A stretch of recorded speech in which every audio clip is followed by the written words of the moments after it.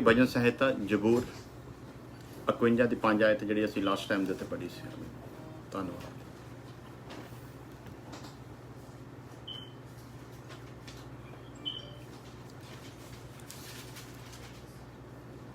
देख मैं अधर्म के साथ उत्पन्न हुआ और पाप के साथ अपनी माता के गर्भ में पड़ा। ਸੋ ਅਸੀਂ ਪਿਛਲੇ ਹਫਤੇ ਸਿੱਖਿਆ ਸੀਗਾ ਕਿ ਕੋਈ ਵੀ ਇਨਸਾਨ ਜਿਹੜਾ ਇਸ ਜਹਾਨ ਦੇ ਵਿੱਚ ਪੈਦਾ ਹੋਇਆ ਉਹ ਬੇਸ਼ੱਕ ਸਾਰੀ ਉਮਰ ਵੀ ਧਰਮ ਕਮਾਵੇ, ਚੰਗੇ ਕਰਮ ਕਰੇ, ਪਰ ਫਿਰ ਵੀ ਪਰਮੇਸ਼ਰ ਦੇ ਵਚਨ ਦੇ ਅਨੁਸਾਰ ਪਾਪ ਦਾ ਬੀਜ ਉਹਦੇ ਅੰਦਰ ਹੋਣ ਦੇ ਕਾਰਨ ਉਹ ਕੀ ਹੈ? ਭਲਾ ਪਾਪੀ ਇਨਸਾਨ ਹੈ। ਉਹ ਕਿਸੇ ਵੀ ਕੀਮਤ ਦੇ ਉੱਤੇ ਆਪਣੇ ਆਪ ਨੂੰ ਧਰਮੀ ਨਹੀਂ ਮੰਨ ਸਕਦਾ, ਕਿਉਂਕਿ ਜਿਹੜੀ ਸ਼ੁਰੂਆਤ ਹੀ ਪਾਪ ਦੇ ਵਿੱਚ ਹੋਈ ਆ ਉਹਦੇ ਲਈ ਇਹ ਜ਼ਰੂਰੀ ਆ ਕਿ ਉਹ ਪਹਿਲਾਂ ਪਾਪ ਤੋਂ ਮੁਕਤ ਹੋਵੇ, ਪਹਿਲਾਂ ਉਹ ਪਾਪ ਤੋਂ ਛੁਡਾਇਆ ਜਾਵੇ, ਫਿਰ ਉਹ ਧਰਮ ਦੇ ਕੰਮ ਕਰੇ ਤੇ ਪਰਮੇਸ਼ਵਰ ਦੇ ਲੇਖੇ ਉਹ ਧਰਮ ਦੇ ਕੰਮ ਆ। ਅਦਰਵਾਈਜ਼ ਇਸ ਗੁਨੇਗਾਰ ਦੀ ਹਾਲਤ ਐਸੀ ਹੈ ਵੀ ਗੰਦਗੀ ਦੇ ਵਿੱਚ ਖੜਾ ਹੈ ਤੇ ਪੈਰਾਂ ਉੱਤੇ ਪਾਣੀ ਜਿੰਨਾ ਮਰਜ਼ੀ ਪਾਈ ਜਾਵੇ ਉਹ ਕੀ ਰਹਿਣੇ ਭਲਾ? ਗੰਦੇ ਦੇ ਗੰਦੇ ਰਹਿਣੇ। ਇਸ ਲਈ ਇਹਦੇ ਲਈ ਸਭ ਤੋਂ ਪਹਿਲਾਂ ਜ਼ਰੂਰੀ ਇਹ ਹੈ ਵੀ ਇਹ ਗੰਦਗੀ ਦੇ ਵਿੱਚੋਂ ਬਾਹਰ ਕੱਢਿਆ ਜਾਵੇ। ਪਹਿਲਾ ਕੰਮ ਕੀ ਹੈ ਇਹਦੇ ਲਈ? ਇਹ ਗੰਦਗੀ ਦੇ ਵਿੱਚੋਂ, ਜਿਹਦੇ ਵਿੱਚ ਇਹਦਾ ਜਨਮ ਹੋਇਆ ਉਹਦੇ ਵਿੱਚੋਂ ਇਹ ਬਾਹਰ ਕੱਢਿਆ ਜਾਵੇ, ਬਾਹਰ ਕੱਢ ਕੇ ਫਿਰ ਨਲਾਇਆ ਜਾਵੇ, ਫਿਰ ਇਹਨੂੰ ਨਵੇਂ ਵਸਤਰ ਬਣਾਏ ਜਾਣ ਤੇ ਫਿਰ ਇਹ ਪਰਮੇਸ਼ਵਰ ਦੇ ਅੱਗੇ ਧਰਮ ਦੇ ਕੰਮ ਕਰੇ ਤੇ ਉਹ ਫਿਰ ਕੰਮ ਜਿਹੜੇ ਆ ਉਹ ਧਰਮ ਦੇ ਲੇਖੇ ਗਿਣੇ ਜਾਣਗੇ। ਅਦਰਵਾਈਜ਼ ਇਹਦੀ ਹਾਲਤ ਇੱਕ ਸੂਰ ਵਰਗੀ ਹੈ ਤੇ ਸੂਰ ਜਦੋਂ ਅਸੀਂ ਉਹਦੇ ਨੇਚਰ ਨੂੰ ਦੇਖਦੇ ਹਾਂ ਤੇ ਗੰਦਗੀ ਦੇ ਵਿੱਚ ਰਹਿਣਾ ਪਸੰਦ ਕਰਦਾ। ਗੰਦਗੀ 'ਚ ਰਹਿਣਾ ਪਸੰਦ ਇਸ ਲਈ ਕਰਦਾ ਵੀ ਉਹਦਾ ਇਹ ਨੇਚਰ ਹੈ, ਉਹਦਾ ਇਹ ਨੇਚਰ ਹੈ, ਇਸ ਕਰਕੇ ਉਹ ਗੰਦਗੀ ਦੇ ਵਿੱਚ ਹੀ ਖੁਸ਼ ਰਹਿੰਦਾ ਹੈ ਔਰ ਉਹਦਾ ਕੰਮ ਵੀ ਗੰਦਗੀ ਨੂੰ ਫੈਲਾਉਣਾ ਹੀ ਹੈ।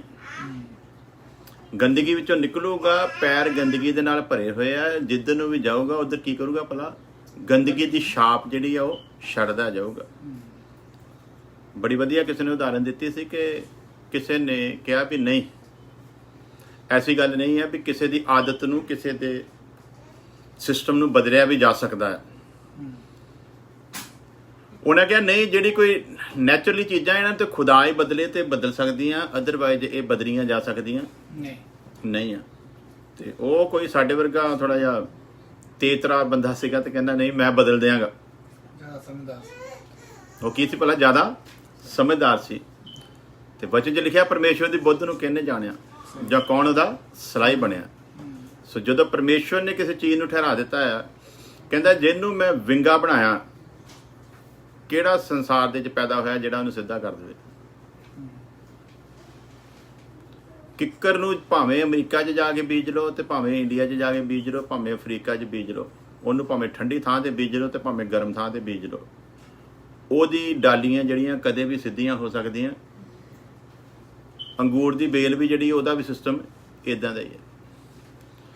ਸੋ ਨੇਚਰ ਹੈ ਨਾ, ਗੁਨੇਗਾਰ ਦਾ ਇੱਕ ਨੇਚਰ ਆ। ਔਰ ਜਦੋਂ ਪੈਦਾਇਸ਼ੀ ਤੌਰ ਦੇ ਉੱਤੇ ਗੁਨੇਗਾਰ, ਇਹਦਾ ਬੀਜ ਹੀ ਜਿਹੜਾ ਆ ਉਹੋ ਹੀ ਪਾਪ ਤੋਂ ਆ ਤੇ ਫਿਰ ਇਹਦੇ ਤੋਂ ਇਹ ਉਮੀਦ ਨਹੀਂ ਕੀਤੀ ਜਾ ਸਕਦੀ ਵੀ ਇਹ ਧਰਮ ਦੇ ਵਿੱਚ ਕਦੇ ਕਾਇਮ, ਕਦੇ ਕਾਮਯਾਬ ਹੋ ਸਕੇ, ਕਿਉਂਕਿ ਪਾਪੀ ਨੇਚਰ ਹੈ। ਇਸ ਲਈ ਤੋਂ ਉਮੀਦ ਕੀਤੀ ਜਾ ਸਕਦੀ ਨਹੀਂ। ਔਰ ਪਾਪੀ ਨੇਚਰ ਦੇ ਵਿੱਚ ਰਹਿੰਦਾ ਹੈ ਜਦੋਂ ਇਹ ਧਰਮ ਦੇ ਕੰਮ ਕਰਦਾ ਨਾ, ਕੰਮ ਚੰਗੇ ਕਰਦਾ, ਇਹਦੇ 'ਚ ਕੋਈ ਸ਼ੱਕ ਵਾਲੀ ਗੱਲ ਨਹੀਂ, ਲੇਕਿਨ ਫਿਰ ਪਾਪੀ ਨੇਚਰ ਇਹਦੇ 'ਚ ਲਿਆਉਂਦਾ ਕੀ ਹੈ? ਇੱਕ ਪ੍ਰਾਊਡ, ਇੱਕ ਘਮੰਡ ਲੈ ਕੇ ਆਉਂਦਾ ਕਿ ਤੂੰ ਤੇ ਬੜਾ ਜ਼ਬਰਦਸਤ ਬੰਦਾ, ਤੂੰ ਤੇ ਖੁਦਾ ਦੀ ਮਦਦ ਤੋਂ ਬਿਨਾਂ, ਖੁਦਾ ਦੇ ਨਾਲ ਚੱਲੇ ਤੋਂ ਬਿਨਾਂ ਵੀ ਤੂੰ ਬਹੁਤ ਵਧੀਆ ਹੈ। ਔਰ ਫਿਰ ਉਹੋ ਚੀਜ਼ਾਂ ਜਿਹੜੀਆਂ ਹੈ ਇਹਦੇ ਲਈ ਗਿਰਾਵਟ ਦਾ ਕਾਰਨ ਬਣ ਜਾਂਦੀਆਂ, ਕਿਉਂਕਿ ਪਰਮੇਸ਼ਵਰ ਦੀ ਰਹਿਨੁਮਾਈ 'ਚ ਨਹੀਂ ਚੱਲ ਰਿਹਾ। ਪਰਮੇਸ਼ਵਰ ਦੀ ਰਹਿਨੁਮਾਈ ਤੋਂ ਬਿਨਾਂ ਇਹ ਆਪਣੇ ਆਪ ਨੂੰ ਧਰਮੀ ਸਿੱਧ ਕਰਨ ਦਾ ਕੀ ਕਰਦਾ ਭਲਾ? ਯਤਨ ਕਰਦਾ ਆ। ਸੋ ਜਿਹੜੇ ਪਰਮੇਸ਼ਵਰ ਦੇ ਨਾਲ ਰਹਿ ਕੇ ਧਰਮ ਦੇ ਕੰਮ ਕਰਦੇ ਆ, ਪਰਮੇਸ਼ਵਰ ਉਹਨਾਂ ਦੇ ਨਾਲ ਨਾਲ ਹੋ ਕੇ ਚੱਲਦਾ ਆ ਤੇ ਉਹ ਫਿਰ ਕਾਮਯਾਬ ਰਹਿੰਦੇ ਆ। ਜਦੋਂ ਇਹੋ ਜਿਹੇ ਨੇਚਰ ਦੇ ਲੋਕ ਧਰਮ ਦੇ ਕੰਮ ਕਰਕੇ ਆਪਣੇ ਆਪ ਨੂੰ ਸਿੱਧ ਕਰਨ ਦੀ ਕੋਸ਼ਿਸ਼ ਕਰਦੇ ਆ ਜਾਂ ਸਾਬਤ ਕਰਨ ਦੀ ਕੋਸ਼ਿਸ਼ ਕਰਦੇ ਆ, ਇਹਨਾਂ ਨੂੰ ਇਹਨਾਂ ਚੀਜ਼ਾਂ ਦਾ ਫਿਰ ਘਮੰਡ ਹੀ ਲੈ ਪੈਂਦਾ ਔਰ ਇਹ ਆਪਣੇ ਉਸੇ ਘਮੰਡ ਦੇ ਵਿੱਚ ਇੱਕ ਦਿਨ ਡਿੱਗ ਪੈਂਦੇ ਆ, ਕਿਉਂਕਿ ਇਹਨਾਂ ਨੂੰ ਘਮੰਡ ਆ ਕਿ ਅਸੀਂ ਚੰਗੇ ਕਰਮ ਕਰ ਰਹੇ ਹਾਂ। ਸੋ ਚੰਗੇ ਕਰਮ ਪਰਮੇਸ਼ਵਰ ਨੂੰ ਨਾਲ ਰੱਖ ਕੇ ਕਰਾਂਗੇ ਤੇ ਉਹਦੇ ਵਿੱਚ ਅਸੀਂ ਕਦੇ ਗੇਰ ਨਹੀਂ ਸਕਦੇ। ਅਦਰਵਾਈਜ਼ ਵਚਨ ਦੱਸਦਾ ਆ ਵੀ ਨਾਸ਼ ਹੋਣ ਤੋਂ ਪਹਿਲਾਂ ਘਮੰਡੀ ਰੂਹ ਆਉਂਦਾ। ਸੋ ਫਿਰ ਜਦੋਂ ਅਸੀਂ ਪਰਮੇਸ਼ਵਰ ਦੇ ਘਰ ਦੇ ਵਿੱਚ ਜਨਮ ਨਹੀਂ ਨਾ ਲਿਆ ਤੇ ਫਿਰ ਸਾਡੇ ਅੰਦਰ ਉਹਦਾ ਆਉਣਾ ਬਹੁਤ ਅਹਿਮ ਗੱਲ ਹੈ ਔਰ ਜ਼ਰੂਰੀ ਆ, ਆਉਂਦਾ ਹੀ ਆਉਂਦਾ ਹੈ। ਤੇ ਜਦੋਂ ਅਸੀਂ ਪਰਮੇਸ਼ਵਰ ਦੇ ਘਰ 'ਚ ਜਨਮ ਲਿਆ ਆ ਤੇ ਪਰਮੇਸ਼ਵਰ ਦੀ ਅਗਵਾਈ ਦੇ 'ਚ ਚੱਲਦੇ ਆ, ਪਰਮੇਸ਼ਵਰ ਫਿਰ ਸਾਨੂੰ ਇਹਨਾਂ ਚੀਜ਼ਾਂ ਤੋਂ ਬਚਾ ਕੇ ਰੱਖਦਾ ਆ ਕਿ ਅਸੀਂ ਕਿਤੇ ਗਿਰ ਨਾ ਜਾਈਏ। ਸੋ ਇਸ ਲਈ ਇਹਦਾ ਪਾਪੀ ਸੁਭਾਅ ਆ ਤੇ ਉਹ ਕਹਿੰਦਾ ਜੀ ਨਹੀਂ ਜੀ ਇਹ ਨੇਚਰ ਚੇਂਜ ਕੀਤਾ ਜਾ ਸਕਦਾ ਆ। ਤੇ ਉਹਨੇ ਇੱਕ ਸੂਰ ਦਾ ਬੱਚਾ ਲਿਆ ਕੇ ਰੱਖ ਲਿਆ ਮਹਿਲ ਦੇ ਵਿੱਚ। ਕਿੱਥੇ ਰੱਖ ਲਿਆ ਜੀ? ਮਹਿਲ ਦੇ ਵਿੱਚ। ਚੰਗੀਆਂ ਸੰਗਤਾਂ ਉਹਨੂੰ ਦਿੱਤੀਆਂ ਜਾ ਰਹੀਆਂ, ਚੰਗਾ ਖਾਣ ਪਾਣ ਦਿੱਤਾ ਜਾ ਰਿਹਾ, ਉਹਨੂੰ ਡੇਲੀ ਉਹਨੂੰ ਨਲਾਇਆ ਜਾ ਰਿਹਾ ਆ, ਹਰ ਸੁਵਿਧਾ ਦੀ ਚੀਜ਼ ਉਹਨੂੰ ਸੁਵਿਧਾ ਵਿੱਚ ਦਿੱਤੀ ਗਈ ਆ। ਗਰਮੀਆਂ ਦੇ ਵਿੱਚ ਉਹਨੂੰ ਠੰਡੀ ਥਾਂ ਤੇ ਰੱਖਿਆ ਜਾਂਦਾ, ਠੰਡ ਦੇ ਵਿੱਚ ਉਹਨੂੰ ਗਰਮ ਜਗ੍ਹਾ ਦੇ ਉੱਤੇ ਰੱਖਿਆ ਜਾਂਦਾ ਹੈ ਔਰ ਵਧੀਆ ਵਧੀਆ ਚੀਜ਼ਾਂ ਨਾਲ ਉਹਨੂੰ ਨਵਾਜਿਆ ਜਾਂਦਾ ਹੈ। ਆਖਿਰਕਾਰ ਇੱਕ ਦਿਨ ਇਹਨਾਂ ਸੁਵਿਧਾਵਾਂ ਦੇ ਵਿੱਚ ਰਹਿ ਕੇ, ਚੰਗੀਆਂ ਚੰਗੀਆਂ ਚੀਜ਼ਾਂ 'ਚ ਰਹਿ ਕੇ ਕੀ ਹੋ ਜਾਂਦਾ ਭਲਾ? ਇੱਕ ਦਿਨ ਵੱਡਾ ਹੋ ਜਾਂਦਾ।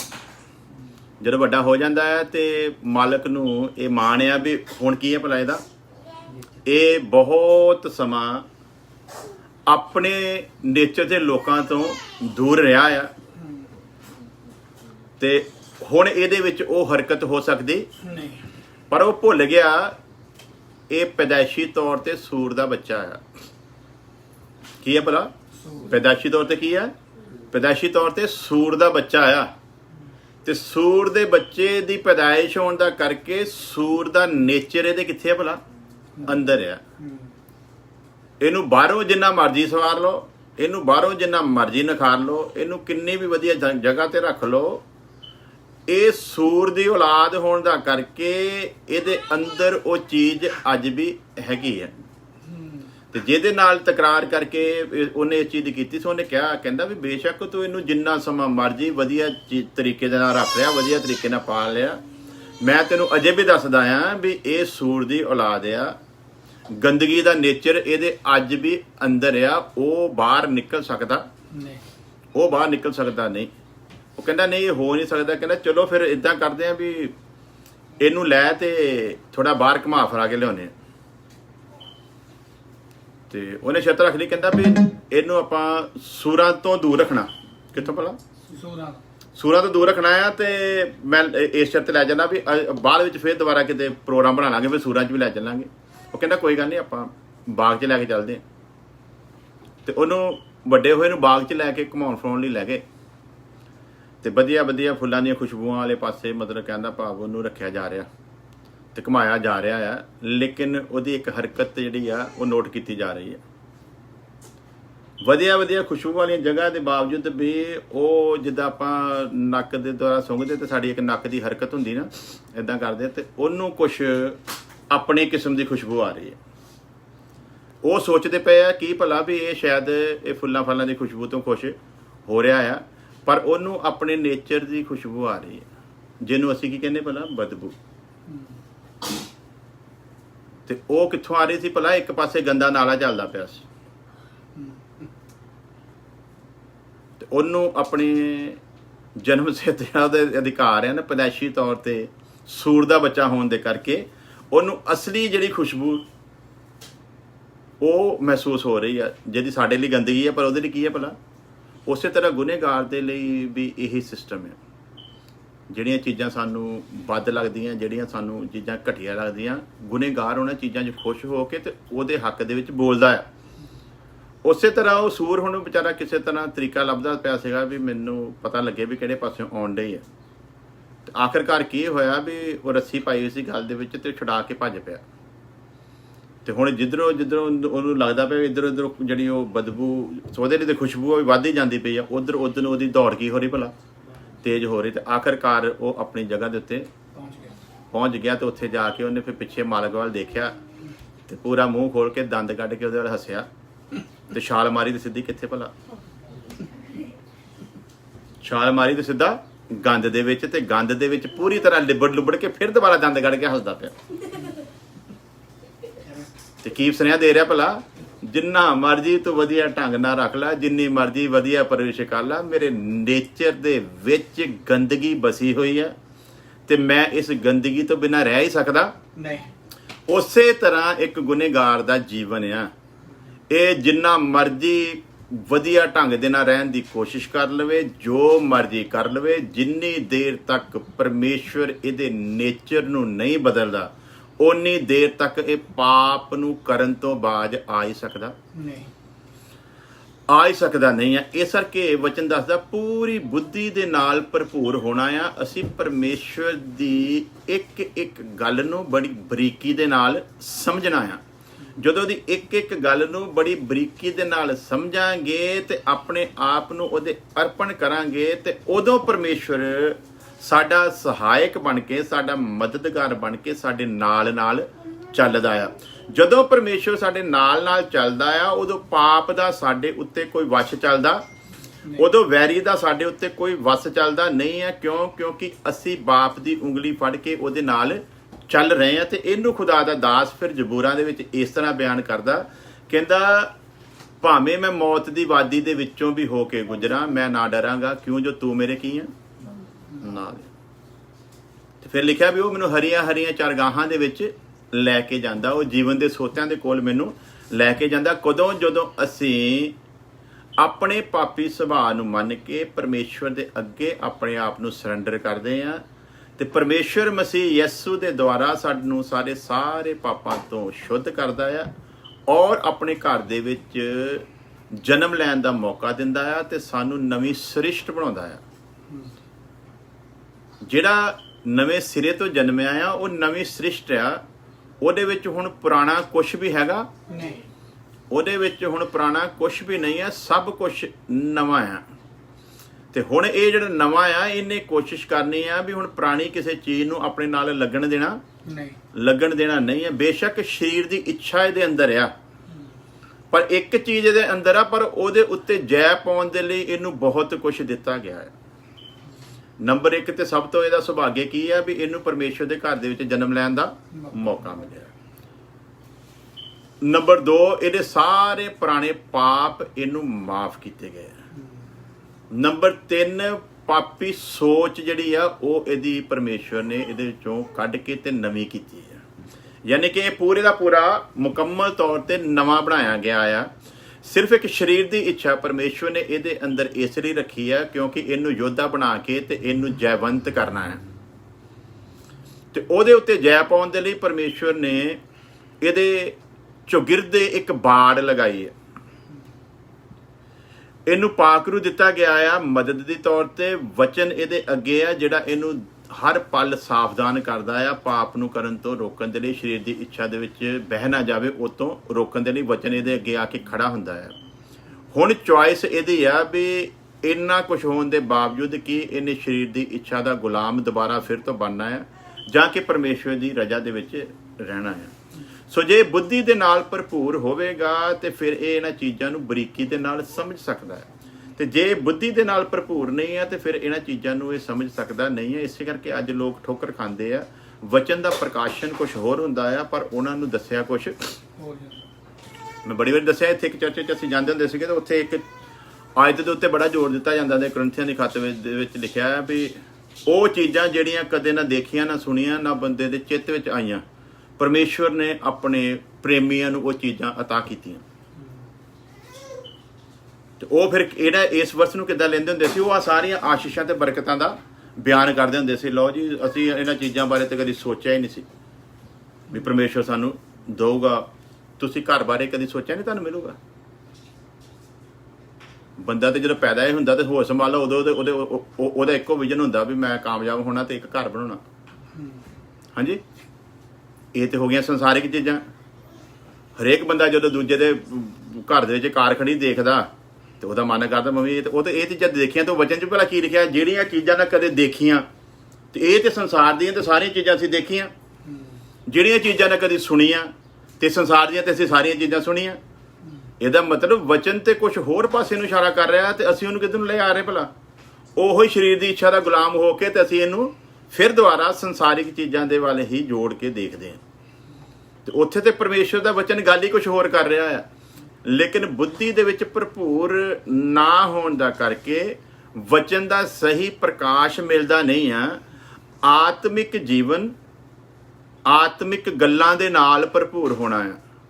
ਆਤਮਿਕ ਜੀਵਨ ਦੇ ਵਿੱਚ ਅਗਰ ਸੰਸਾਰਿਕ ਗੱਲਾਂ ਆ ਤੇ ਆਤਮਿਕ ਜੀਵਨ ਅਗਰ ਸੰਸਾਰਿਕ ਗੱਲਾਂ ਦੇ ਨਾਲ ਭਰਪੂਰ ਹੋ ਰਿਹਾ ਤੇ ਬੱਚਨ ਤੇ ਸਾਵਧਾਨ ਕਰਦਾ ਆ, ਨਵੇਂ ਕੱਪੜੇ ਨੂੰ ਪੁਰਾਣੇ ਕੱਪੜੇ ਦੀ ਟਾਕੀ ਨਹੀਂ ਲਾਈਦੀ ਤੇ ਨਾ ਨਵੀਂ ਮੈਂ ਪੁਰਾਣੀਆਂ ਮਸ਼ਕਾਂ ਦੇ ਵਿੱਚ ਭਰੀ ਦੀ। ਤੇ ਹੁਣ ਜੇ ਅਸੀਂ ਪੁਰਾਣੀਆਂ ਚੀਜ਼ਾਂ ਨੂੰ ਹੀ ਜਿਨ੍ਹਾਂ ਵਿੱਚੋਂ ਅਸੀਂ ਨਿਕਲ ਕੇ ਆਏ ਆ, ਜੇ ਉਹਨਾਂ ਨੂੰ ਇਹਦੇ ਨਾਲ ਜੋੜਾਂਗੇ ਤੇ ਫਿਰ ਲਿਖਿਆ ਵੀ ਜੇ ਤੁਸੀਂ ਨਵੀਂ ਮੈਂ ਨੂੰ ਪੁਰਾਣੀ ਮਸ਼ ਵਿੱਚ ਭਰੋਗੇ ਤੇ ਮਸ਼ਕ ਪਾੜ ਜਾਊਗੀ ਤੇ ਮੈਂ ਦਾ ਵੀ ਕੀ ਕਰੂਗੀ ਭਲਾ, ਨੁਕਸਾਨ ਕਰੂਗੀ। ਹੁਣ ਇਹਨਾਂ ਦਾ ਮੇਲ ਹੀ ਨਹੀਂ ਹੈ। ਹੁਣ ਇਹ ਦੋਨੇ ਆਪਸ ਵਿੱਚ ਸਹਿਮਤ ਹੋ ਹੀ ਨਹੀਂ ਸਕਦੇ। ਇਹ ਹੁਣ ਦੋਨੇ ਇਕੱਠੇ ਚੱਲ ਹੀ ਨਹੀਂ ਸਕਦੇ। ਇਹ ਇੱਕ ਦੂਜੇ ਦੇ ਵੈਰੀ ਹੈ ਤੇ ਜੇ ਚੱਲਦੇ ਆ ਤੇ ਇਹਦਾ ਮਤਲਬ ਕਿਤੇ ਨਾ ਕਿਤੇ ਫਿਰ ਕੁਝ ਗੜਬੜ ਆ। ਤੇ ਹੁਣ ਨਵਾਂ ਜਨਮ ਪਾਉਣ ਤੋਂ ਬਾਅਦ ਜਦੋਂ ਅਸੀਂ ਕਲੀਸਿਆ ਨੂੰ ਇਹ ਚੀਜ਼ਾਂ ਸਿਖਾਵਾਂਗੇ ਤੇ ਉਹਨਾਂ ਨੂੰ ਤੇ ਵਿਚਾਰਿਆਂ ਨੂੰ ਨਵੇਂ ਜਨਮ ਦੀ ਪਰਿਭਾਸ਼ਾ ਦਾ ਪਤਾ ਨਹੀਂ ਲੱਗਣਾ। ਜੀਵਨ ਕਿਹੜਾ ਭਲਾ ਜੀ ਰਹੇ ਅਸੀਂ? ਆਤਮਿਕ। ਨਵੇਂ ਜਨਮ ਦਾ ਮਤਲਬ ਕੀ ਆ? ਆਤਮਿਕ ਜੀਵਨ।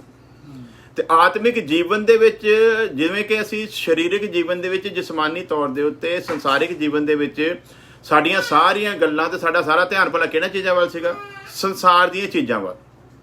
ਹੁਣ ਕੀ ਕਹੂਗਾ, ਚਲੋ ਜੀ ਫਿਰ ਜੇ ਤੁਹਾਡਾ ਸੰਸਾਰ ਦੀ ਚੀਜ਼ਾਂ ਫਿਰ ਤੁਸੀਂ ਘਰ 'ਚ ਰਹਿੰਦੇ ਕੱਲ ਹੀ ਹੈ। ਮੂਰਖ ਇਦਾਂ ਦੇ ਸਵਾਲ ਕਰੂਗਾ। ਜੇ ਸੰਸਾਰ ਦੀ ਚੀਜ਼ਾਂ ਦਾ ਮਤਲਬ ਕੋਈ ਨਹੀਂ ਹੈ ਤੇ ਫਿਰ ਤੁਸੀਂ ਐਪਲ ਦਾ ਤੇ ਫੋਨ ਰੱਖਿਆ ਹੋਇਆ, ਐਪਲ ਦਾ ਆਈਪੈਡ ਰੱਖਿਆ ਹੋਇਆ, ਹਨਾ, ਐਪਲ ਦਾ ਲੈਪਟਾਪ ਰੱਖਿਆ ਹੋਇਆ, ਐਪਲ ਦਾ ਤੁਸੀਂ ਘਰ 'ਚ ਟੈਲੀਵਿਜ਼ਨ ਰੱਖਿਆ ਹੋਇਆ। ਸੋ ਮੂਰਖ ਇਦਾਂ ਦੀਆਂ ਗੱਲਾਂ ਕਰਕੇ ਤੇ ਤੁਹਾਨੂੰ ਉਲਝਾਉਣ ਦੀ ਕੋਸ਼ਿਸ਼ ਕਰੂਗਾ। ਤੁਸੀਂ ਰੱਖੀਆਂ ਹੋਈਆਂ ਇਹ ਚੀਜ਼ਾਂ, ਪਰ ਤੁਸੀਂ ਇਹਨਾਂ ਚੀਜ਼ਾਂ ਦੇ ਕੀ ਹੈ ਭਲਾ? ਗੁਲਾਮ ਨਹੀਂ ਹੈ। ਤੁਸੀਂ ਇਹ ਚੀਜ਼ਾਂ ਕੱਲ੍ਹ ਹੀ ਰੱਖੀਆਂ। ਹੁਣ ਤੁਸੀਂ ਇਹ ਚੀਜ਼ਾਂ ਆਪਣੀ ਸੁਵਿਧਾ ਦਾ, ਆਪਣੇ ਐਸ਼ੋ ਆਰਾਮ ਦੇ ਲਈ ਜਾਂ ਲੋਕਾਂ ਨੂੰ ਇਹ ਦਿਖਾਉਣ ਦੇ ਵਾਸਤੇ ਨਹੀਂ ਰੱਖੀਆਂ। ਇਹ ਪਰਮੇਸ਼ਵਰ ਨੇ ਇਨਸਾਨ ਦੇ ਮਨ ਦੇ ਵਿੱਚ ਇਹਨਾਂ ਟੈਕਨੀਕਾਂ ਨੂੰ ਲਿਆਂਦਾ ਤੇ ਅਸੀਂ ਇਹਨਾਂ ਟੈਕਨੀਕਾਂ ਨੂੰ ਪਰਮੇਸ਼ਵਰ ਦੀ ਮਹਿਮਾ ਦੇ ਲਈ ਹੀ ਇਸਤੇਮਾਲ ਕਰਨ ਦੇ ਵਾਸਤੇ ਇਸਤੇਮਾਲ ਕਰਦੇ ਹਾਂ। ਸੋ ਜਿੱਦਾਂ ਪਿਛਲੇ ਦਿਨ ਦੇਖਿਆ, ਜੋ ਕੁਝ ਵੀ ਹੈਗਾ ਉਹ ਪ੍ਰਭੂ ਯਿਸੂ ਮਸੀਹ ਦੇ ਵਸੀਲੇ ਨਾਲ ਤੇ ਉਹਦੇ ਲਈ ਹੈ। ਤੇ ਹੁਣ ਇਹ ਸਾਡੇ ਕੋਲ ਜਿਹੜੀਆਂ ਚੀਜ਼ਾਂ ਹੈਗੀਆਂ ਇਹ ਅਸੀਂ ਆਪਣੇ ਐਸ਼ੋ ਆਰਾਮ ਦੇ ਲਈ ਜਾਂ ਆਪਣੀ ਸੁਵਿਧਾਵਾਂ ਦੇ ਲਈ ਜਾਂ ਲੋਕਾਂ ਨੂੰ ਦਿਖਾਉਣ ਦੇ ਲਈ ਨਹੀਂ ਇਹ ਚੀਜ਼ਾਂ ਰੱਖੀਆਂ, ਬਲਕਿ ਕਾਹਦੇ ਲਈ ਹੈ ਭਲਾ?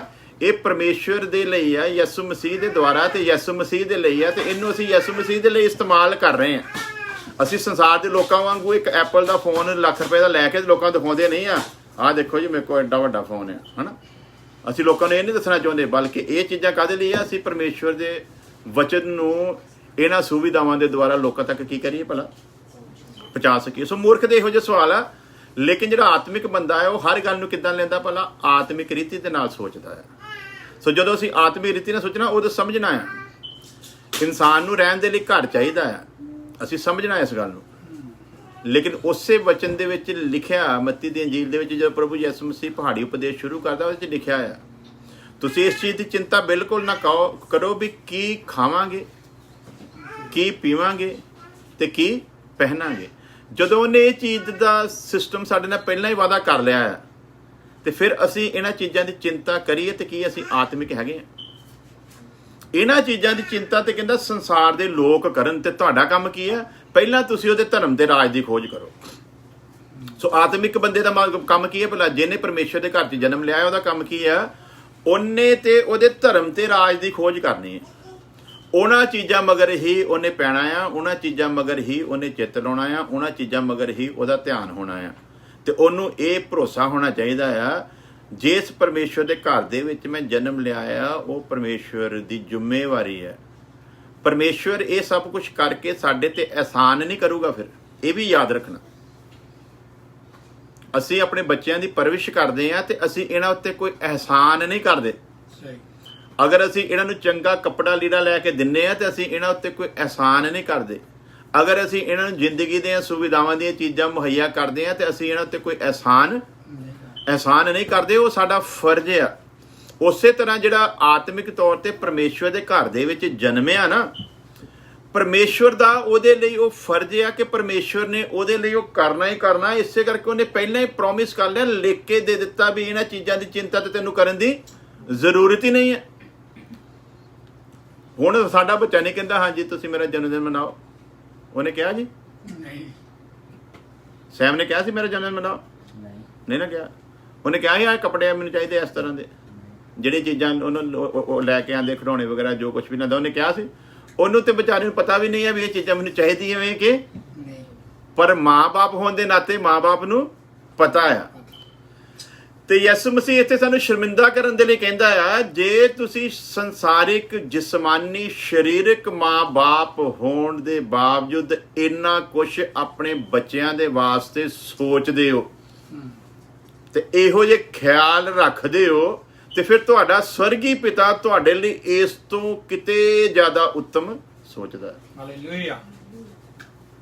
ਤੇ ਇੰਨੀਆਂ ਮਿਸਾਲਾਂ ਤੇ ਇੰਨੀਆਂ ਉਦਾਹਰਨਾਂ ਪਰਮੇਸ਼ਵਰ ਆਪਣੇ ਵਚਨ ਦੇ ਦੁਆਰਾ ਸਾਨੂੰ ਦੇ ਕੇ ਸਮਝਾਵੇ, ਤੇ ਫਿਰ ਅਸੀਂ ਇਹਨਾਂ ਚੀਜ਼ਾਂ ਦੀ ਚਿੰਤਾ ਦੇ ਵਿੱਚ ਆਪਣੇ ਜੀਵਨ ਨੂੰ ਖਰਾਬ ਕਰੀਏ, ਤੇ ਫਿਰ ਸਾਡੇ ਨਾਲ ਤਰਸ ਨਹੀਂ ਹੈ ਕੋਈ ਵੀ ਨਹੀਂ ਹੈ। ਇਸੇ ਕਰਕੇ ਅਸੀਂ ਕੀ ਕਰਦੇ ਹਾਂ ਭਲਾ? ਸਾਨੂੰ ਰਹਿਣ ਦੇ ਲਈ ਘਰ ਚਾਹੀਦਾ। ਸਾਨੂੰ ਕੀ ਚਾਹੀਦਾ ਭਲਾ? ਸਾਰਿਆਂ ਨੂੰ ਕੀ ਚਾਹੀਦਾ? ਰਹਿਣ ਦੇ ਲਈ ਘਰ ਚਾਹੀਦਾ ਆ। ਪਰ ਸਾਨੂੰ ਸੰਸਾਰ ਦੇ ਲੋਕਾਂ ਵਾਂਗੂ ਚਿੰਤਾ ਕਰਨ ਦੀ ਜ਼ਰੂਰਤ ਨਹੀਂ। ਸਾਡੇ ਪਰਮੇਸ਼ਵਰ ਨੇ ਸਾਡੇ ਵਚਨ ਦੇ ਵਿੱਚ ਲਿਖ ਕੇ ਦਿੱਤਾ, ਹਰ ਚੀਜ਼ ਤੈਨੂੰ ਸਮੇਂ ਦੇ ਉੱਤੇ ਕੀ ਮੁਹੱਈਆ ਕੀਤੀ ਜਾਊਗੀ। ਜਿਹੜੀ ਚੀਜ਼ ਦੀ ਜਦੋਂ ਸਾਨੂੰ ਜ਼ਰੂਰਤ ਹੈ, ਸਾਡਾ ਪਰਮੇਸ਼ਵਰ ਉਹਨੂੰ ਸਾਨੂੰ ਦੇਣ ਦੀ ਕੁਦਰਤ, ਤੇ ਫਿਰ ਅਸੀਂ ਕਾਹਦੀ ਇਹਦੇ ਬਾਰੇ ਟੈਨਸ਼ਨ ਕਰੀਏ? ਸਾਡੇ ਪਰਮੇਸ਼ਵਰ ਦੀ ਇੱਛਾ ਹੀ ਉਹਨੇ ਸਾਨੂੰ 2023 ਦੇ ਵਿੱਚ ਕਰ ਦੇਣਾ, ਅਸੀਂ ਉਹਨੂੰ 2021 ਚ ਕਾਹਦੀ ਲੈਣ ਦੀ ਕੋਸ਼ਿਸ਼ ਕਰੀਏ? ਬਾਪ ਦੀ ਇੱਛਾ ਤੋਂ ਕੀ ਹੈ ਭਲਾ? ਜਿਹੜਾ ਬੁੱਧੀ ਨਾਲ ਭਰਪੂਰ ਆ, ਬਾਪ ਦੀ ਇੱਛਾ ਤੋਂ ਕੀ ਹੈ ਭਲਾ? ਵਾਕਿਫ ਆ। ਉਹ ਬਾਪ ਦੀ ਇੱਛਾ ਦੇ ਖਿਲਾਫ ਕਦੇ ਕੰਮ ਵੀ ਨਹੀਂ ਕਰੂਗਾ। ਤੇ ਹੁਣ ਜੇ ਬਾਪ ਦੀ ਇੱਛਾ ਦੇ ਖਿਲਾਫ ਨਹੀਂ ਜੀ, ਪਾਪਾ ਜੀ ਐਸੇ ਸਾਲ 'ਚ ਚਾਹੀਦਾ, ਕੀ ਕਰੂਗਾ ਭਲਾ? ਬੇਵਿਸ਼ਵਾਸਾ ਬੱਚਾ ਜਿੱਦ ਕਰੂਗਾ, ਵਿਸ਼ਵਾਸਯੋਗ ਬੱਚਾ ਕਦੇ ਜਿੱਦ ਨਹੀਂ ਕਰੂਗਾ। ਤੇ ਜਦੋਂ ਸਾਨੂੰ ਆਪਣੇ ਪਾਪੇ ਦੇ ਯਕੀਨ ਆ, ਤੇ ਫਿਰ ਪਾਪਾ ਆਪੇ ਸਮੇਂ ਦੇ ਉੱਤੇ ਸਾਨੂੰ ਲੈ ਕੇ ਜਿਸ ਸਮੇਂ ਤੋਂ ਪਹਿਲਾਂ ਮੰਗਾਂਗੇ। ਕੋਈ ਵੀ ਕੰਮ ਸ੍ਰਿਸ਼ਟੀ ਦਾ ਨਿਯਮ ਆ, ਕੋਈ ਵੀ ਕੰਮ ਜਿਹੜਾ ਸਮੇਂ ਤੋਂ ਪਹਿਲਾਂ ਜਾਂ ਸਮੇਂ ਤੋਂ ਬਾਅਦ ਚ ਕੀਤਾ ਜਾਂਦਾ, ਉਹਦੀ ਕੋਈ ਵੈਲਿਊ ਨਹੀਂ ਹੁੰਦੀ। ਹਰ ਚੀਜ਼ ਦਾ ਇੱਕ ਵੇਲਾ ਵਚਨ ਦੇ ਵਿੱਚ ਲਿਖ ਕੇ ਦਿੱਤਾ ਗਿਆ। ਕਿਸੇ ਦੇ ਘਰ ਬੱਚੇ ਨੇ ਜਨਮ ਲਿਆ ਤੇ ਉਹਨਾਂ ਦੇ ਅਜੇ ਕੋਖ ਦੇ ਵਿੱਚ ਬੱਚਾ ਆਇਆ ਨਹੀਂ ਸੀ, ਤੇ ਸ਼ਾਦੀ ਹੋਈ ਸੀ, ਤੇ ਉਹਨਾਂ ਦੀ ਤਮੰਨਾ ਕੀ ਸੀ? ਸਾਡੇ ਘਰ 'ਚ ਜਿਹੜਾ ਬੱਚਾ ਪੈਦਾ ਹੋਊਗਾ ਨਾ, ਉਹਨੂੰ ਅਸੀਂ ਦੁਨੀਆ ਦੀ ਬੇਸ਼ਕੀਮਤ ਕਾਰ ਲੈ ਕੇ ਦੇਣੀ। ਤੇ ਸਮਾਂ ਆਇਆ, ਸਮੇਂ ਦੇ ਉੱਤੇ ਬੱਚੇ ਨੇ ਜਨਮ ਲਿਆ। ਜਿੱਦਣ ਜਨਮ ਲਿਆ ਤੇ ਉਹਨਾਂ ਨੇ ਆਪਣੇ ਮਨ ਦੀ ਸੋਚ ਦੇ ਅਨੁਸਾਰ ਉਸੇ ਦਿਨ ਦੁਨੀਆ ਦੀ ਬੇਸ਼ਕੀਮਤ ਗੱਡੀ ਜਿਹੜੀ ਆ ਉਹ ਖਰੀਦ ਕੇ ਲਿਆ ਕੇ ਆਪਣੇ ਘਰ ਰੱਖ ਲਈ। ਬੱਚਾ 1 ਸਾਲ ਦਾ ਹੋਇਆ, ਬੱਚਾ 2 ਸਾਲ ਦਾ, ਬੱਚਾ 3 ਸਾਲ ਦਾ। ਜਦੋਂ ਸੋਚ ਸੰਭਾਲੀ ਤੇ ਉਹਨੂੰ ਗੱਡੀ ਦੇ ਕੋਲ ਲੈ ਕੇ ਜਾਣਾ, ਤੇ ਉਹਨੂੰ ਦੱਸਣਾ ਵੀ ਆਹ ਜਿਹੜੀ ਗੱਡੀ ਨਾ ਤੇਰੇ ਪਾਪੇ ਨੇ ਤੇਰੇ ਲਈ ਲਈ ਹੋਈ ਹੈ। ਇਹ ਗੱਡੀ ਕਹਿੰਦੀ ਹੈ ਪਰ ਇਹ ਤੇਰੇ ਲਈ ਹੈ। ਤੇ ਬੱਚਾ ਜਦੋਂ 5-6 ਸਾਲ ਦਾ ਹੋਇਆ ਤੇ ਉਹਦੇ ਪਾਪੇ ਨੇ ਜਿੱਦ ਕਰਨ ਲੱਗ ਪਿਆ, ਕਹਿੰਦਾ ਪਾਪਾ ਜੀ ਚਾਬੀ ਦਿਓ। ਕਹਿੰਦਾ ਬੇਟਾ ਕਾਹਦੇ ਲਈ? ਕਹਿੰਦਾ ਇਹ ਗੱਡੀ ਮੇਰੀ ਹੈ। ਕਹਿੰਦੇ ਬਿਲਕੁਲ ਇਹ ਤੇਰੀ ਹੈ। ਕਹਿੰਦਾ ਫਿਰ ਚਾਬੀ ਦਿਓ। ਬਾਪ ਪੁੱਛਦਾ ਤੂੰ ਕੀ ਕਰਨੀ? ਕਹਿੰਦਾ ਮੇਰੀ ਹੈ ਤੇ ਮੈਂ ਚਲਾਉਣੀ ਹੈ। ਕਹਿੰਦਾ ਨਹੀਂ ਬੇਟਾ ਗੱਡੀ ਤੇਰੀ ਹੈ, ਚਾਬੀ ਵੀ ਤੇਰੀ ਹੈ, ਪਰ ਅਜੇ ਰਹਿਣੀ ਹੈ ਚਾਬੀ ਮੇਰੇ ਕੋਲ ਹੈ। ਕਿਉਂ ਭਲਾ? ਗੱਡੀ ਤੇਰੀ ਹੈ, ਇਹ ਤੇਰੇ ਲਈ ਹੀ ਖਰੀਦੀ ਗਈ ਹੈ, ਪਰ ਤੂੰ ਅਜੇ ਇਸ ਗੱਡੀ ਨੂੰ ਚਲਾਉਣ ਦੇ ਲਾਇਕ ਨਹੀਂ। ਇਸ ਸੰਸਾਰ ਦਾ ਸਭ ਕੁਝ ਪਰਮੇਸ਼ਵਰ ਨੇ ਸਾਡੇ ਲਈ ਬਣਾਇਆ। ਸਾਨੂੰ ਬਣਾਉਣ ਤੋਂ ਪਹਿਲਾਂ ਸਭ ਕੁਝ ਤਿਆਰ ਕੀਤਾ ਹੈ, ਸਾਨੂੰ ਬਣਾਉਣ ਤੋਂ ਬਾਅਦ ਨਹੀਂ। ਸਭ ਕੁਝ ਤਿਆਰ ਕਰਨ ਤੋਂ ਬਾਅਦ ਸਾਡੀ ਰਚਨਾ ਹੋਈ ਹੈ। ਆਦਮ ਦੀ ਰਚਨਾ ਕਦੋਂ ਹੋਈ ਹੈ ਭਲਾ?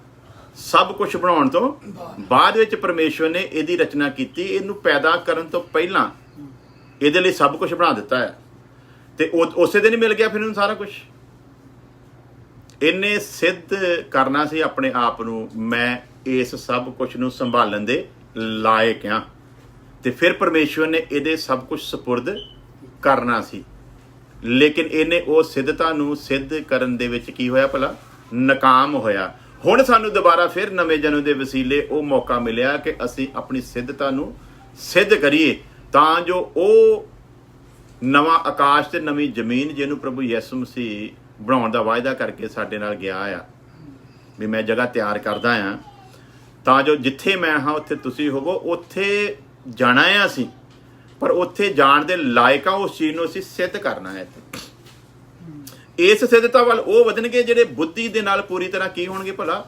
ਭਰਪੂਰ ਹੋਣਗੇ, ਜਿਨ੍ਹਾਂ ਨੂੰ ਆਤਮਿਕ ਜੀਵਨ ਤੇ ਸੰਸਾਰਿਕ ਜੀਵਨ, ਆਤਮਿਕ ਜੀਵਨ ਤੇ ਜਿਸਮਾਨੀ ਜੀਵਨ, ਜਿਨ੍ਹਾਂ ਨੂੰ ਇਸ ਜੀਵਨ ਦੇ ਅੰਤਰ ਦਾ ਪਤਾ ਹੋਵੇਗਾ, ਉਹ ਲੋਕ ਇਸ ਪਾਸੇ ਵਧਣਗੇ। ਨਹੀਂ ਤੇ ਅਦਰਵਾਈਜ਼ ਜੇ ਉਹ ਬੁੱਧੀ ਨਾਲ ਭਰਪੂਰ ਨਹੀਂ ਆ ਤਾਂ ਇਸ ਚੀਜ਼ ਨੂੰ ਸਮਝ ਸਕਦੇ ਨਹੀਂ ਹੈ ਤੇ ਫਿਰ ਮੈਨੂੰ ਮੈਂ ਬੜੀ ਵਾਰੀ ਉੱਥੇ ਸੁਣਨਾ ਇਸੇ ਵਰਸ ਨੂੰ।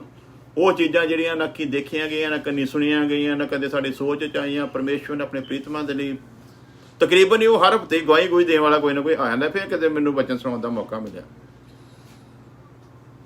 ਤੇ ਫਿਰ ਮੈਂ ਦੱਸਿਆ, ਕਿਉਂਕਿ ਮੇਰੀ ਤੇ ਆਦਤ ਹੈ, ਮੈਨੂੰ ਤੇ ਭਾਵੇਂ ਕੋਈ ਪੁੱਲਪਟ ਤੋਂ ਬਾਅਦ ਚ ਲਾ ਹੀ ਦੇਵੇ ਤੇ ਮੈਂ ਕਦੇ ਪਰਵਾਹ ਕਰਦਾ ਨਹੀਂ ਹੈ। ਪਰ ਜਦੋਂ ਮੈਨੂੰ ਪੁੱਲਪਟ ਤੇ ਜਾਣ ਦਾ ਮੌਕਾ ਮਿਲ ਗਿਆ ਤੇ ਮੈਨੂੰ ਇੱਕੋ ਹੀ ਵਚਨ ਤੋਂ ਤੇ ਖੁਦਾ ਦੇ ਦਾਸ ਤੋਂ ਇੱਕ ਗੱਲ ਸਮਝ ਆਈ ਆ ਵੀ ਜਦੋਂ ਪਰਮੇਸ਼ਰ ਸਾਨੂੰ ਪੁੱਲਪਟ ਤੇ ਲੈ ਕੇ ਜਾਂਦਾ ਆ, ਉਦੋਂ ਕੋਈ ਇਨਸਾਨ ਸਾਨੂੰ ਪੁੱਲਪਟ ਤੇ ਨਹੀਂ ਲੈ ਕੇ ਆਇਆ। ਦੁਨੀਆ ਦੇ ਕਿਸੇ ਵੀ ਚਰਚ ਦੇ, ਕਿਸੇ ਵੀ ਕਲੀਸਿਆ ਵਿੱਚ, ਕਿਸੇ ਵੀ ਜਗ੍ਹਾ ਤੇ ਜਦੋਂ ਪਰਮੇਸ਼ਵਰ ਸਾਨੂੰ ਆਪਣਾ ਵਚਨ ਸੁਣਾਉਣ ਦੇ ਲਈ ਉਹ ਜਗ੍ਹਾ ਦਿੰਦਾ ਆ, ਉਹ ਜਗ੍ਹਾ ਕਿਸੇ ਇਨਸਾਨ ਵੱਲੋਂ ਸਾਨੂੰ ਨਹੀਂ ਦਿੱਤੀ ਗਈ। ਇਸੇ ਚੀਜ਼ ਨੂੰ ਚੇਤੇ ਰੱਖਣਾ, ਪਰਮੇਸ਼ਵਰ ਨੇ ਉਸ ਜਗ੍ਹਾ ਤੇ ਮੈਨੂੰ ਖੜੇ ਕਰਨ ਦੇ ਲਈ ਇੱਕ ਸਮਾਂ ਠਹਿਰਾਇਆ ਸੀ। ਉਹ ਸਮਾਂ ਪਰਮੇਸ਼ਵਰ ਨੇ ਮੈਨੂੰ ਦੇ ਦਿੱਤਾ ਆ ਤੇ ਹੁਣ ਮੈਂ ਉਸ ਸਮੇਂ ਨੂੰ ਬਹੁ ਮੁੱਲੇ ਜਾਣ ਕੇ ਆਪਣੇ ਉਸ ਪਰਮੇਸ਼ਵਰ ਨੂੰ, ਜਿਹਨੇ ਮੈਨੂੰ ਉਸ ਜਗ੍ਹਾ ਦੇ ਉੱਤੇ ਸਮੇਂ ਤੇ ਖੜਾ ਕੀਤਾ ਹੈ, ਉਹਦੀ ਇੱਜ਼ਤ, ਉਹਦੀ ਮਹਿਮਾ ਨੂੰ ਮੈਂ ਉੱਥੇ ਪੇਸ਼ ਕਰਨਾ ਹੈ। ਉੱਥੇ ਖੜੇ ਹੋ ਕੇ ਮੈਂ ਇਹ ਨਹੀਂ ਕਰਨਾ ਮੈਂ ਜੀ ਪਾਸਟਰ ਬਲਜਿੰਦਰ ਜੀ ਦਾ ਬਹੁਤ ਬਹੁਤ ਧੰਨਵਾਦੀ ਹਾਂ ਜੀ, ਜਿਨ੍ਹਾਂ ਨੇ ਅੱਜ ਆਪਣੇ ਚਰਚ ਵਿੱਚ ਮੈਨੂੰ ਬੁਲਾਇਆ ਤੇ ਇਸ ਪੁਲਪਟ ਤੇ ਖੜੇ ਹੋਣ ਦਾ ਮੌਕਾ। ਨਾ ਨਾ ਨਾ, ਉਹ ਤੇ ਸਾਰੀ ਮਹਿਮਾ ਅਸੀਂ ਬਲਜਿੰਦਰ ਨੂੰ ਦੇ ਦਿੱਤੀ। ਸਾਨੂੰ ਕਿਸੇ ਵੀ ਚਰਚ ਦੇ ਵਿੱਚ ਨਾ ਕਿਸੇ ਪਾਸਟਰ ਨੇ ਬੁਲਾਇਆ, ਨਾ ਕਿਸੇ ਕਲੀਸਿਆ ਨੇ ਬੁਲਾਇਆ। ਸਾਡੇ ਪਿਤਾ ਵੱਲੋਂ ਇੱਕ ਇੰਤਜ਼ਾਮ ਸੀ ਜਿਹੜਾ ਸਮੇਂ ਦੇ ਉੱਤੇ ਪ੍ਰਗਟ ਕੀਤਾ ਗਿਆ, ਔਰ ਉਸ ਇੰਤਜ਼ਾਮ ਦੇ ਵਿੱਚੋਂ ਸਾਨੂੰ ਜਦੋਂ ਲੈ ਕੇ ਆਇਆ ਤੇ ਅਸੀਂ ਉਸ ਪਿਤਾ ਦੀ ਪੂਰੀ ਮਰਜ਼ੀ ਨੂੰ ਲੋਕਾਂ 'ਚ ਦੱਸਣਾ। ਅਗਲੀ ਵਾਰੀ ਇਹ ਨਹੀਂ ਸੋਚਣਾ ਵੀ ਅੱਜ ਮੈਂ ਇੱਥੇ ਇਹਨਾਂ ਦੀ ਪ੍ਰਸ਼ੰਸਾ ਕਰ ਜਾਂਦਾ, ਅੱਜ ਮੈਂ ਇਹਨਾਂ ਦੀ ਖੂਬੀਆਂ ਪੇਸ਼ ਕਰ ਜਾਂਦਾ, ਅੱਜ ਮੈਂ ਇਹਨਾਂ ਦੀ ਤਾਰੀਫ ਕਰ ਜਾਂਦਾ, ਅੱਜ ਮੈਂ ਇਹਨਾਂ ਦੇ ਘਮੰਡ ਨੂੰ ਉੱਚਾ ਕਰ ਜਾਂਦਾ ਆ। ਕਿਉਂ? ਤਾਂ ਕਿ ਮੈਨੂੰ ਦੁਬਾਰਾ ਵੀ ਬੁਲਾਉਣਗੇ। ਮੈਂ ਜ਼ਿੰਦਗੀ ਮੇਰੀ ਦਾ ਇਹ ਤਜਰਬਾ ਆ ਔਰ ਮੇਰਾ ਇਹ ਇੱਕ ਪ੍ਰਭੂ ਯਿਸੂ ਮਸੀਹ 'ਚ ਪ੍ਰੌੜ ਆ। ਮੈਂ ਕਦੇ ਵੀ ਕਿਸੇ ਪੁਲਪਟ ਤੇ ਖੜੇ ਹੋ ਕੇ ਕਦੀ ਇਹ ਉਮੀਦ ਨਹੀਂ ਰੱਖੀ ਮੈਨੂੰ ਦੁਬਾਰਾ ਬੁਲਾਉਣਗੇ। ਇਸੇ ਲਈ ਜਦੋਂ ਪੁਲਪਟ ਮਿਲਿਆ ਤੇ ਫਿਰ ਮੈਂ ਲਿਹਾਜ਼ ਕੀਤਾ ਨਹੀਂ। ਕੀ ਸੋਚ ਕੇ ਭਲਾ ਇਹ ਸਮਾਂ ਜਿਹੜਾ ਅੱਜ ਮੈਨੂੰ ਮਿਲਿਆ ਇਹ ਤੇ ਪਿਤਾ ਵੱਲੋਂ ਠਹਿਰਾਇਆ ਸੀ, ਅੱਗੇ ਕਿਹੜਾ ਠਹਿਰਾਇਆ ਮੈਨੂੰ ਨਹੀਂ ਪਤਾ। ਅੱਗਿਓਂ ਮੈਨੂੰ ਪਰਮੇਸ਼ਵਰ ਨੇ ਇਸ ਪੁਲਪਟ ਤੇ ਲੈ ਕੇ ਆਉਣਾ ਮੈਨੂੰ ਨਹੀਂ ਪਤਾ, ਪਰ ਅੱਜ ਉਹ ਲੈ ਆਇਆ ਤੇ ਅੱਜ ਮੈਂ ਉਹਦੀ ਇੱਛਾ ਸਾਰਿਆਂ ਨੂੰ ਕੀ ਕਰਾਂ ਭਲਾ ਦੱਸ ਦੇਵਾਂ। ਕਿਉਂਕਿ ਦੁਬਾਰਾ ਇਹਨਾਂ ਨੇ ਫਿਰ ਮਨ ਸਖਤ ਕਰ ਲੈਣੇ ਆ ਤੇ ਦੁਬਾਰਾ ਫਿਰ ਇਹਨਾਂ ਨੇ ਮੈਨੂੰ ਬੁਲਾਉਣਾ ਨਹੀਂ ਹੈ। ਤੇ ਇਸੇ ਕਰਕੇ ਹੁਣ ਜਦੋਂ ਕੋਈ ਸਾਨੂੰ ਬੁਲਾਉਂਦਾ ਅਸੀਂ ਮੋਸਟਲੀ ਕਹਿ ਦਿੱਤਾ ਵੀ ਸਾਨੂੰ ਆਪਣੇ ਚਰਚ ਵਿੱਚ ਨਾ ਬੁਲਾਈਓ। ਪਾਦਰੀ ਦੇ ਬਜਾਏ ਤਰਸਦੇ ਹੁੰਦੇ ਸਾਨੂੰ ਕੋਈ ਆਪਣੇ ਚਰਚ 'ਚ ਕੀ ਕਰੇ ਭਲਾ, ਸਾਨੂੰ ਕੋਈ ਕਨਵੈਨਸ਼ਨ ਦੇ ਵਿੱਚ ਬੁਲਾ ਲਵੇ, ਸਾਨੂੰ ਕੋਈ ਵੱਡੀ ਮੀਟਿੰਗ ਦੇ ਵਿੱਚ ਬੁਲਾ ਲਵੇ। ਸਾਨੂੰ ਜਦੋਂ ਕੋਈ ਇਨਵਾਈਟ ਕਰਦਾ ਸਾਡਾ ਪਹਿਲਾ ਪੁਆਇੰਟ ਭਲਾ ਕੀ ਹੁੰਦਾ ਵੀ ਭਾਈ ਸਾਹਿਬ ਕੋਸ਼ਿਸ਼ ਸਾਡੀ ਇਹ ਹੁੰਦੀ ਵੀ ਉਹਨੂੰ ਕਹੀ ਸਮਝਾਈਦਾ ਵੀ ਸਾਨੂੰ ਜਿਹੜੀ ਕਲੀਸਿਆ ਵਿੱਚ ਤੁਸੀਂ ਸੇਵਾ ਕਰਦੇ ਹੋ ਸਾਨੂੰ ਉੱਥੇ ਨਾ ਹੀ ਬੁਲਾਈਓ ਤੇ ਚੰਗਾ। ਹਾਂਜੀ, ਕਿਉਂਕਿ ਜੇ ਤੁਸੀਂ ਸਾਨੂੰ ਬੁਲਾ ਲਿਆ ਤੇ ਉਹ ਵਿਚਾਰੇ ਤੁਹਾਡੇ ਜੋਗੇ ਨਹੀਂ ਫਿਰ ਆਣੇ, ਫਿਰ ਤੁਸੀਂ ਸਾਨੂੰ ਗਾਲਾਂ ਕੱਢੋਗੇ, ਸਾਨੂੰ ਸ਼ਰਾਪ ਦਿਓਗੇ ਹਨਾ। ਇਸ ਕਰਕੇ ਸਾਨੂੰ ਬੁਲਾਉਣ ਤੋਂ ਪਹਿਲਾਂ ਇਹ ਸੋਚ ਲਓ ਵੀ ਸਾਡਾ ਜਿਹੜਾ ਤਰੀਕਾ ਹੈ ਵਚਨ ਨੂੰ ਦੱਸਣ ਦਾ ਉਹ ਆ ਹੈ। ਜੇ ਤੇ ਤੁਸੀਂ ਬਰਦਾਸ਼ਤ ਕਰ ਸਕਦੇ ਤੇ ਸਾਨੂੰ ਇਨਵਾਈਟ ਕਰਿਓ, ਨਹੀਂ ਤੇ ਰਹਿਣ ਦਿਓ। ਇਹਦੇ ਉਲਟ ਭਲਾ ਕੀ ਹੁੰਦਾ, ਲੋਕੀ ਤੇ ਵਿਚਾਰੇ ਕਹੇ ਸਾਨੂੰ ਵੀ ਕਿਤੇ ਬੁਲਾ ਲਿਓ। ਕੀ ਕਹਿੰਦੇ ਭਲਾ ਸਾਨੂੰ ਵੀ ਕਿਤੇ ਬੁਲਾ ਲਿਓ। ਤੇ ਅਸੀਂ ਇਸੇ ਕਰਕੇ ਝਿਜਕਦੇ ਜਾਂਦੇ ਵੀ ਨਹੀਂ ਆ ਵੀ ਵਿਚਾਰੇ ਦੀ ਰੋਜੀ ਰੋਟੀ ਚੱਲਦੀ ਵੀ ਕੱਲ ਹੀ ਉੱਤੇ ਲੱਤ ਮਾਰਨੀ ਬਾਅਦ ਚ ਨਾ। ਤੇ ਅਸੀਂ ਕਹੀਦਾ ਨਹੀਂ। ਤੇ ਜਦੋਂ ਮੈਨੂੰ ਫਿਰ ਮੌਕਾ ਮਿਲਾ ਪੁੱਟਪੁੱਟ ਤੇ ਜਾਂਦਾ ਉਸ ਦਿਨ ਫਿਰ ਮੈਂ ਸਾਰੀ ਵਧੀਆ ਢੰਗ ਦੇ ਨਾਲ ਕਲਾਮ ਦਾ ਦਾਤਰ ਫੜਿਆ ਤੇ ਪੂਰੀ ਜਿੰਨੀ ਛਿੱਲ ਲੱਥ ਸਕਦੀ ਸੀ ਮੈਂ ਪੂਰੇ ਤਰੀਕੇ ਨਾਲ ਲਾਈ। ਉਸ ਤੋਂ ਬਾਅਦ ਫਿਰ ਚਰਚ ਮੈਨੂੰ ਛੱਡਣਾ ਪਿਆ। ਉਦੋਂ ਉਹਨੂੰ ਪਤਾ ਲੱਗ ਗਿਆ ਇਹ ਸਾਡੇ ਖਿਆਲਾਤ ਦਾ ਨਹੀਂ ਹੈ। ਤੇ ਜੇ ਇਹ ਥੋੜੇ ਕੁ ਐਤਵਾਰ ਹੋਰ ਰਹਿ ਗਿਆ ਤੇ ਫਿਰ ਉਹਨਾਂ ਐਤਵਾਰਾਂ 'ਚ ਸ਼ਾਇਦ ਅਸੀਂ ਨਜ਼ਰ ਨਾ ਆਈਏ। ਤੇ ਜਦੋਂ ਮੈਨੂੰ ਪਤਾ ਲੱਗ ਗਿਆ ਵੀ ਇਹ ਜਿਹੜੇ ਕੌੜਾ ਜਿਹਾ ਵਚਨ ਇਹਨਾਂ ਨੂੰ ਹਜਮ ਨਹੀਂ ਹੋਇਆ ਤੇ ਮੈਂ ਫਿਰ ਆਪ ਹੀ ਚਾਹਿਆ ਕਿ ਇਸ ਤੋਂ ਪਹਿਲਾਂ ਇਹ ਮੈਨੂੰ ਕਹਿਣ ਵੀ ਭਾਈ ਸਾਹਿਬ ਨੀਵੇਂ ਜਿਹੇ ਹੋ ਕੇ ਨਿਕਲੋ, ਮੈਂ ਸਿਰ ਚੁੱਕ ਕੇ ਪਹਿਲਾਂ ਹੀ ਨਿਕਲ ਜਾਵਾਂ।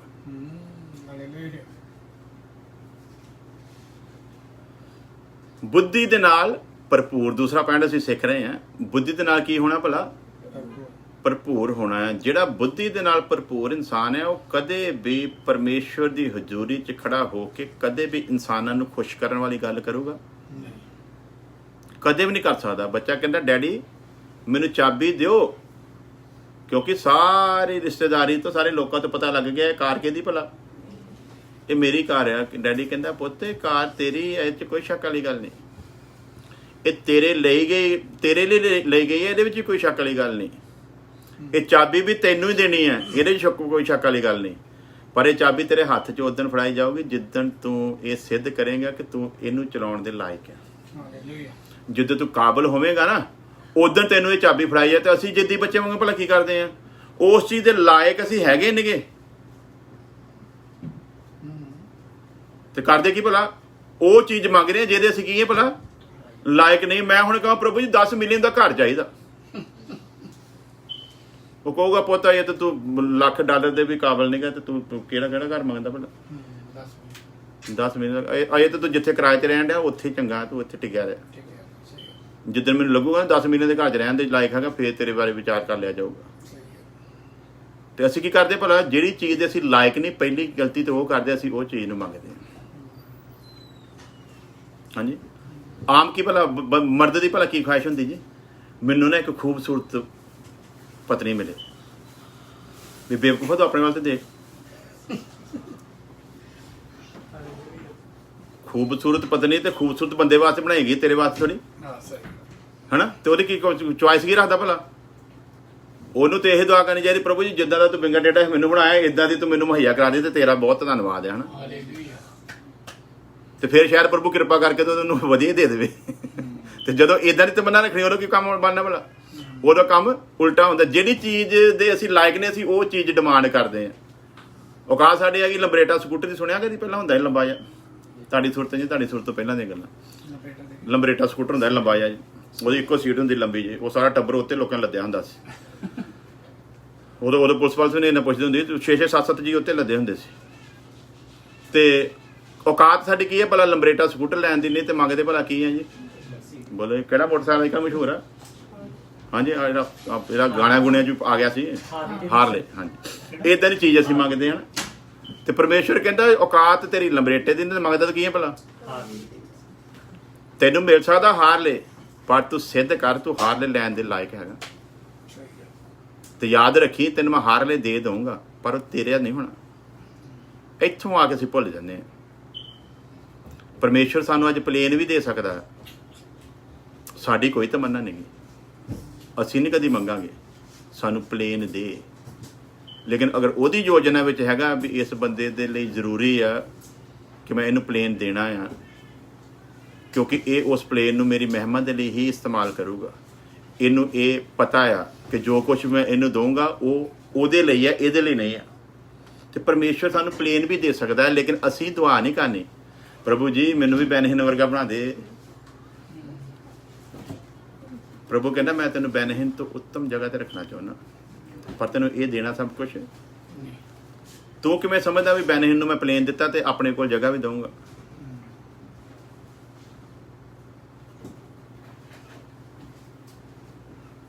ਐਸਾ ਕੁਛ ਨਹੀਂ ਹੈ। ਬੁੱਧੀ ਦੇ ਨਾਲ ਭਰਪੂਰ ਸਾਡੀ ਸੇਵਕਾਈ, ਅਸੀਂ ਆਪਣੀ ਸੇਵਕਾਈ ਦੀ ਤੁਲਨਾ ਕਦੇ ਕਿਸੇ ਦੂਸਰੇ ਬੰਦੇ ਨਾਲ ਕਰਕੇ ਨਹੀਂ ਦੇਖਣੀ।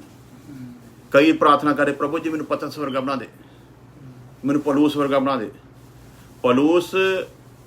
ਪਲੂਸ ਸੀ ਤੇ ਪਲੂਸ ਨੂੰ ਪਲੂਸ ਵਰਗਾ ਬਣਾਉਣਾ ਸੀ, ਉਹ ਪਲੂਸ ਦੀ ਸੇਵਕਾਈ ਸੀਗੀ। ਇਕਬਾਲ ਗਿੱਲ ਨੂੰ ਇਕਬਾਲ ਗਿੱਲ ਵਰਗਾ ਬਣਾਉਣਾ ਹੈ, ਉਹ ਇਕਬਾਲ ਗਿੱਲ ਦੀ ਸੇਵਕਾਈ ਹੈ। ਤੇ ਗਾਂ ਕਿਸੇ ਨੇ ਇਹ ਕੋਸ਼ਿਸ਼ ਨਹੀਂ ਕਰਨੀ ਵੀ ਮੈਂ ਇਕਬਾਲ ਗਿੱਲ ਵਰਗਾ ਬਣਾ। ਜਿਹਨੂੰ ਜਿਹੜੀ ਸੇਵਕਾਈ ਮਿਲੀ ਉਹ ਉਹਦੇ ਲਈ ਹੈ। ਤੇ ਅੱਜ ਨਕਲਾਂ ਕੀ ਹੁੰਦੀਆਂ ਭਲਾ? ਅੱਜ ਅਸੀਂ ਦੂਜੇ ਨੂੰ ਆਪਣਾ ਆਈਡਲ, ਸਾਡਾ ਆਈਡਲ ਕੌਣ? ਪ੍ਰਭੂ ਯਿਸੂ ਮਸੀਹ ਹੈ। ਅਸੀਂ ਕਿਹਦੇ ਵਰਗੇ ਬਣਨਾ ਭਲਾ? ਪ੍ਰਭੂ ਯਿਸੂ ਮਸੀਹ ਵਰਗੇ। ਹੇ ਬੱਚਿਓ, ਅਜੇ ਪ੍ਰਗਟ ਨਹੀਂ ਹੋਇਆ ਕੀ ਕੁਝ ਹੋਵਾਂਗੇ, ਪਰ ਜਾਂ ਜਦੋਂ ਪ੍ਰਗਟ ਹੋਵੇਗਾ ਜਿੱਦਾਂ ਦਾ ਉਹ ਹੈ ਉਦਾਂ ਦੇ ਅਸੀਂ ਤਾਂ ਪ੍ਰਭੂ ਯਿਸੂ ਮਸੀਹ ਵਰਗੇ ਬਣਨ ਲਈ ਬੁਲਾਏ ਗਏ ਆ। ਤੇ ਪਰ ਸਾਡਾ ਸਿਸਟਮ ਕੀ ਬਣ ਜਾਂਦਾ? ਅਸੀਂ ਕਿਸੇ ਨੂੰ, ਇਨਸਾਨਾਂ ਨੂੰ ਆਪਣਾ ਆਈਡਲ ਬਣਾ ਕੇ ਮੈਂ ਇਹਦੇ ਵਰਗਾ ਬਣਨਾ ਵਾ, ਤਾਂ ਹੀ ਹੁਣ ਹੋ ਗਿਆ ਜੀ। ਉਹ ਜੀ ਅਪੋਸਟਲ ਕਰਮਚੰਦ, ਅਪੋਸਟਲ ਫਲਾਨਾ, ਅਪੋਸਟਲ ਢਮਕਾਨਾ, ਉਹ ਸਾਰੇ ਟੋਟਲੀ ਅਪੋਸਟਲ ਲਾਉਣ ਲੱਗ ਪਏ। ਵਿਚਾਰੇ ਪਤਾ ਹੈ ਹੀ ਨਹੀਂ ਅਪੋਸਟਲ ਹੁੰਦਾ ਕੀ ਹੈ। ਫਿਰ ਬਾਅਦ ਬਿਮਾਰੀ ਚੱਲ ਪਈ ਪ੍ਰੋਫਿਟ ਦੀ, ਫਿਰ ਪ੍ਰੋਫਿਟ ਹੀ ਲਾਉਣ। ਹੁਣ ਇਹ ਨਹੀਂ ਪਤਾ ਪ੍ਰੋਫਿਟ ਕਿਹੜਾ ਆ। ਇੱਕ ਪ੍ਰੋਫਿਟ ਲਾਭਦਾਇਕ ਹੁੰਦਾ, ਇੱਕ ਪ੍ਰੋਫਿਟ ਨਬੀ ਹੁੰਦਾ। ਹੁਣ ਇਹਨਾਂ ਪੁੱਛੋ ਭਰਾਵਾ ਕਿਹੜੇ ਪ੍ਰੋਫਿਟ ਬਣੇ ਆ? ਲਾਭ ਕਮਾਉਣ ਵਾਲੇ ਪ੍ਰੋਫਿਟ ਬਣੇ ਆ, ਜਾਂ ਕਿ ਤੁਸੀਂ ਉਹ ਨਬੀ ਬਣੇ ਆ ਜਿਹੜੇ ਪਰਮੇਸ਼ਵਰ ਦਾ ਪੈਗਾਮ ਜਿੱਦਾਂ ਮਿਲਦਾ ਆ ਉਦਾਂ ਲੋਕਾਂ ਤੱਕ ਪਹੁੰਚਾਉਂਦੇ। ਤੇ ਤੁਸੀਂ ਤੇ ਉਹ ਪੈਗਾਮ ਜਿਹੜਾ ਪਰਮੇਸ਼ਵਰ ਵੱਲੋਂ ਮਿਲਿਆ ਉਹਦਾ ਤੇ ਤੁਸੀਂ ਸਤਿਆਨਾਸ਼ ਕਰ ਦਿੱਤਾ ਆ, ਉਹਨੂੰ ਤੇ ਤੁਸੀਂ ਵਿਗਾੜ ਦਿੱਤਾ ਹੈ। ਤੇ ਤੁਸੀਂ ਨਬੀ ਕਹਾਉਣ ਦੇ ਤੇ ਕਾਬਿਲ ਹੀ ਨਹੀਂਗੇ। ਪ੍ਰੋਫਿਟ ਤੇ ਉਹ ਆ ਜਿਹੜਾ ਜਿੱਦਾਂ ਸੁਣੇ ਉਦਾਂ ਲੋਕਾਂ ਤੱਕ ਪਹੁੰਚਾਵੇ। ਤਾਂ ਜਿਵੇਂ ਤੁਹਾਨੂੰ ਉਦਾਹਰਨ ਦਿੱਤੀ, ਉਹ ਇਸ ਆਇਤ ਨੂੰ ਕਿਹਨਾਂ ਜੋੜਦੇ ਸੀ ਭਲਾ? ਸੰਸਾਰ ਦੇ ਲੋਕਾਂ ਦੇ ਨਾਲ ਜੋੜਦੇ, ਤੇ ਉਸੇ ਆਇਤ ਦੀਆਂ ਫਿਰ ਗਵਾਹੀਆਂ ਦਿੰਦੇ ਸੀਗੇ ਕਿ ਜਿਹੜੀਆਂ ਚੀਜ਼ਾਂ ਨਾ ਕਦੀ ਦੇਖੀਆਂ ਨਾ ਕਦੀ ਸੁਣੀਆਂ। ਫਿਰ ਮੈਂ ਪੁਲਪਟ ਤੇ ਖੜੇ ਹੋ ਕੇ ਸਵਾਲ ਕੀਤੇ। ਮੈਂ ਕਿਹਾ ਹਾਂਜੀ ਭਾਈ ਸਾਹਿਬ, ਜਿਹੜਾ ਘਰ ਤੁਸੀਂ ਲਿਆ ਆ, ਇਹ ਘਰਾਂ ਵਰਗੀ ਘਰ ਆ ਨਾ ਸਾਰੀ ਦੁਨੀਆ ਦੇ, ਤੇ ਇਹ ਘਰ ਦੇ ਤੁਸੀਂ ਕਿੱਦਾਂ ਕਹਿ ਸਕਦੇ ਵੀ ਘਰ ਅਸੀਂ ਕਦੀ ਦੇਖਿਆ ਹੀ ਨਹੀਂ? ਉਹ ਘਰ ਨਹੀਂ ਅਜੇ ਅਸੀਂ ਦੇਖਿਆ ਜਿਹੜਾ ਪ੍ਰਭੂ ਯਿਸੂ ਮਸੀਹ ਸਾਡੇ ਲਈ ਬਣਾਉਣ ਲਈ ਗਿਆ। ਲੇਕਿਨ ਸਾਡਾ ਈਮਾਨ ਕੀ ਹੈ ਭਲਾ? ਇੱਕ ਜਗ੍ਹਾ ਹੈ ਜਿਹੜੀ ਪ੍ਰਭੂ ਯਿਸੂ ਮਸੀਹ ਸਾਡੇ ਲਈ ਤਿਆਰ ਕਰਦਾ ਗਿਆ। ਉਹਨਾਂ ਚੀਜ਼ਾਂ ਦੇ ਵੱਲ ਸਾਡੀ ਦੌੜ ਹੈ ਜਿਹੜੀਆਂ ਨਾ ਕਦੀ ਅੱਖੀ ਦੇਖੀਆਂ ਨਾ ਕਦੀ ਸੁਣੀਆਂ, ਨਾ ਸਾਡੇ ਕਦੇ ਚਿੱਤ ਦੇ ਵਿੱਚ। ਇਹ ਤੇ ਸਾਰੀਆਂ ਚੀਜ਼ਾਂ ਸਾਡੇ ਦਿਮਾਗ ਦੇ ਵਿੱਚ ਚੱਲਦੀਆਂ ਰਹਿੰਦੀਆਂ, ਤੇ ਇਹਨਾਂ ਚੀਜ਼ਾਂ ਦੀ ਫਿਰ ਕਾਦੀ ਹੁੱਬ ਕੇ ਗਵਾਹੀ ਦਿੰਦੇ ਆ? ਗਵਾਹੀ ਤੇ ਉਹ ਦੋ ਜਿਹੜੀਆਂ ਦੇਖੀਆਂ ਕਿਹੜੀਆਂ ਨੇ? ਪੌਲੁਸ ਕਹਿੰਦਾ ਮੈਨੂੰ ਨਹੀਂ ਪਤਾ ਕੀ ਸਰੀਰ ਸਹਿਤ ਤੇ ਕੀ ਸਰੀਰ ਰਹਿਤ, ਮੈਂ ਅਚਾਨਕ ਤੀਸਰੇ ਆਕਾਸ਼ ਤੇ ਉਠਾਇਆ ਗਿਆ। ਇਹ ਕਿਹੜਾ ਭਲਾ ਗੱਲ ਪੂਰੀ ਹੁੰਦੀ ਜਿਹੜੀ ਉਹ ਲਿਖਦਾ ਪਿਆ ਹੈ? ਸਾਨੂੰ ਤੇ ਦੂਜੇ ਆਕਾਸ਼ ਦਾ ਦਰਸ਼ਨ ਨਹੀਂ ਹੋਇਆ, ਤੇ ਉਹ ਕਿੱਥੇ ਪਹੁੰਚ ਗਿਆ ਭਲਾ? ਜਿੱਥੇ ਪਰਮੇਸ਼ਵਰ ਦਾ ਤਖਤ ਲੱਗਿਆ ਹੋਇਆ। ਕਹਿੰਦਾ ਕੀ ਸਰੀਰ ਸਹਿਤ ਤੇ ਕੀ ਸਰੀਰ ਰਹਿਤ, ਮੈਂ ਅਚਾਨਕ ਤੀਸਰੇ ਆਕਾਸ਼ ਤੇ ਉਠਾਇਆ ਗਿਆ। ਉੱਥੇ ਉਹ ਚੀਜ਼ਾਂ ਦੇਖੀਆਂ ਜਿਹੜੀਆਂ ਨਾ ਕਦੇ ਦੇਖੀਆਂ, ਨਾ ਕਦੇ ਸੁਣੀਆਂ, ਤੇ ਨਾ ਕਦੇ ਚਿੱਤ ਦੇ ਵਿੱਚ ਆਈਆਂ। ਹੁਣ ਅਸੀਂ ਬੇਸ਼ੱਕ ਉਹ ਸੁਣੀਆਂ ਹੋਣ, ਪਰ ਉਸ ਤਰੀਕੇ ਦੇ ਨਾਲ ਨਹੀਂ ਸੁਣੀਆਂ ਜਿਸ ਤਰੀਕੇ ਨਾਲ ਉਹਨਾਂ ਨੇ ਦੇਖੀਆਂ। ਤੇ ਪੌਲੁਸ ਉਹਨਾਂ ਨੂੰ ਉਹ ਦਰਸ਼ਨ ਪੂਰਾ ਹੋਇਆ ਉਹਨਾਂ ਦੇ ਜੀਵਨ ਦੇ ਵਿੱਚ, ਤੇ ਉਹਨਾਂ ਦੀ ਗਵਾਹੀ ਤੇ ਬਣਦੀ ਹੈ। ਤੇ ਆਹ ਜਿਹੜੀਆਂ ਚੀਜ਼ਾਂ ਦੀ ਅਸੀਂ ਗਵਾਹੀ ਦਿੰਦੇ ਹਾਂ, ਉਹ ਕੀ ਦੇਵਾਂਗੇ ਜੀ? ਬੋਲੋ ਜੀ। ਮੈਂ ਕਹਾਂ ਜੀ, ਮੈਂ ਜੀ ਅਮਰੀਕਾ 'ਚ ਆਇਆ, ਪ੍ਰਭੂ ਨੇ ਮੈਨੂੰ ਬੜੀ ਬਰਕਤ ਦਿੱਤੀ। ਦੇਖੋ ਮੈਂ ਕਹਿੰਦਾ ਮਤਲਬ 2 ਮਿਲੀਅਨ ਦਾ ਘਰ ਲੈ ਲਿਆ। ਅਗਲੇ ਕਹੋਗੇ ਜਾ ਕੇ ਸ਼ਾਹਰੁਖ ਖਾਨ ਦਾ ਘਰ ਦੇਖ, ਜਿੰਨੇ ਦਾ ਤੂੰ ਘਰ ਲਿਆ ਉਹ ਤੋਂ ਜ਼ਿਆਦਾ ਦੇ, ਤੇ ਉੱਥੇ ਉਹਨੇ ਉਹ ਜਿਹੜੇ ਖਿਡੌਣੇ ਜਿਹੇ ਰੱਖੇ ਹੋਏ ਆ। ਹਾਂਜੀ, ਕੀ ਕਹਿੰਦੇ ਨੇ ਭਾਈ? ਆ ਜਿਹੜੇ ਸਜਾਵਟ ਦੀਆਂ ਚੀਜ਼ਾਂ ਰੱਖੀਆਂ ਨੇ ਘਰ 'ਚ, ਕੀ ਕਹੀਦਾ ਆਪਾਂ ਨੂੰ? ਹੈ ਉਹਨਾਂ ਕਿਤੇ ਡੈਕੋਰੇਸ਼ਨ ਦਾ ਸਮਾਨ ਹੀ ਉਹਦੇ ਘਰ ਦੇ ਵਿੱਚ ਆ। ਜਿੰਨੇ ਕਿ ਤੂੰ ਕੀ ਕਰਦਾ ਪਿਆ ਭਲਾ? ਜਿੰਨੇ ਕਿ ਦਾ ਤੂੰ ਘਰ ਲਿਆ, ਹਨਾ? ਤੇ ਉੱਥੇ ਫਿਰ ਸਾਡੀ ਗਵਾਹੀ ਕੀ ਹੋ ਗਈ ਭਲਾ? ਥੋਥੀ ਹੋ ਗਈ ਨਾ। ਅਗਲਾ ਯਿਸੂ ਮਸੀਹ ਨੂੰ ਥੋੜੀ ਮੰਨਦਾ। ਤੇ ਸੁਵਿਧਾ ਚੀਜ਼ਾਂ ਕੀ ਹੈ ਭਲਾ? ਸਾਡੇ ਨਾਲੋਂ ਕੀ ਉਹਦੇ ਕੋਲ ਜ਼ਿਆਦੀਆਂ ਆ। ਤੇ ਆਉਣ ਵਾਲੇ ਦਿਨਾਂ 'ਚ ਦੱਸਾਂਗੇ, ਵਚਨ ਦੇ ਵਿੱਚ ਹੀ ਸਾਡੇ ਸਬਜੈਕਟ ਹੈਗਾ ਵੀ ਜਿਹੜਾ ਚੀਜ਼ਾਂ ਨੂੰ ਅਸੀਂ ਲਗਜ਼ਰੀ ਜ਼ਿੰਦਗੀ ਦੇਖ ਕੇ ਤੇ ਇਹਨਾਂ ਦੀਆਂ ਖੁਆਇਸ਼ਾਂ ਰੱਖਦੇ ਨਾ ਆਪਣੇ ਮਨਾਂ ਦੇ ਵਿੱਚ, ਇਹਨਾਂ ਲੋਕਾਂ ਦੇ ਜਿਹੜੇ ਪਹਿਲੇ ਸੀਗੇ ਹੀਰੋ ਤੇ ਹੀਰੋਇਨਾਂ, ਉਹਨਾਂ ਵਿੱਚੋਂ ਬਹੁਤਿਆਂ ਦਾ ਅੰਤ ਕਿੱਦਾਂ ਦਾ ਹੋਇਆ ਸੁਣ ਕੇ ਬੰਦੇ ਦਾ ਕਲੇਜਾ ਬਾਹਰ ਨੂੰ ਆਉਂਦਾ। ਜਿਹੜੇ ਕਿਸੇ ਟਾਈਮ ਆਪਣੇ ਆਪ ਨੂੰ ਸੁਪਰਸਟਾਰ ਤੇ ਸੁਪਰਸਟਾਰੀਆਂ ਕਹਾਉਂਦੀਆਂ ਸੀ, ਉਹਨਾਂ ਦਾ ਅੰਤ ਕਿੱਡਾ ਦਰਦਨਾਕ ਤੇ ਕਿੱਡਾ ਖਤਰਨਾਕ ਆਇਆ। ਇਹ ਸਾਡੇ ਲਈ ਇੱਕ ਬਹੁਤ ਵੱਡੀ ਉਦਾਹਰਨ ਆ। ਜਿਨ੍ਹਾਂ ਚੀਜ਼ਾਂ ਦੇ ਮਗਰ ਅਸੀਂ ਪਏ ਹੋਏ ਆ, ਇਹਨਾਂ ਲੋਕਾਂ ਵਾਂਗੂ ਲਗਜ਼ਰੀ ਜੀਵਨ ਜੀਣ ਦੇ ਵਾਸਤੇ, ਇਹਨਾਂ ਦਾ ਅੰਤ ਕਿੱਦਾਂ ਦਾ ਹੋਇਆ ਹੈ। ਸੁਣ ਕੇ ਬੰਦੇ ਦੇ ਰੌਂਗਟੇ ਖੜੇ ਹੋ ਜਾਂਦੇ ਆ। ਸੋ ਸਮਝਣਾ ਗੱਲ ਨੂੰ। ਅਸੀਂ ਬੁੱਧੀ ਦੇ ਵਿੱਚ ਇਸ ਹੱਦ ਤੱਕ ਭਰਪੂਰ ਹੋਣਾ ਕਿ ਜਦੋਂ ਕੋਈ ਸਾਨੂੰ ਵਚਨ ਦੀ ਗੱਲ ਕਰੇ ਤੇ ਅਸੀਂ ਉਹਦੇ ਦੁਆਰਾ ਜਿਹੜਾ ਕੋਈ ਉਹਨੇ ਸਬਜੈਕਟ ਜਿਹਾ ਬਣਾਇਆ ਉਹਦੇ ਤੋਂ ਨਹੀਂ ਪ੍ਰਭਾਵਿਤ ਹੋਣਾ। ਜਿਸ ਵਚਨ ਦੀ ਵਰਸ ਨੂੰ ਲੈ ਕੇ ਉਹਨੇ ਗੱਲ ਨੂੰ ਸ਼ੁਰੂ ਕੀਤਾ ਆ,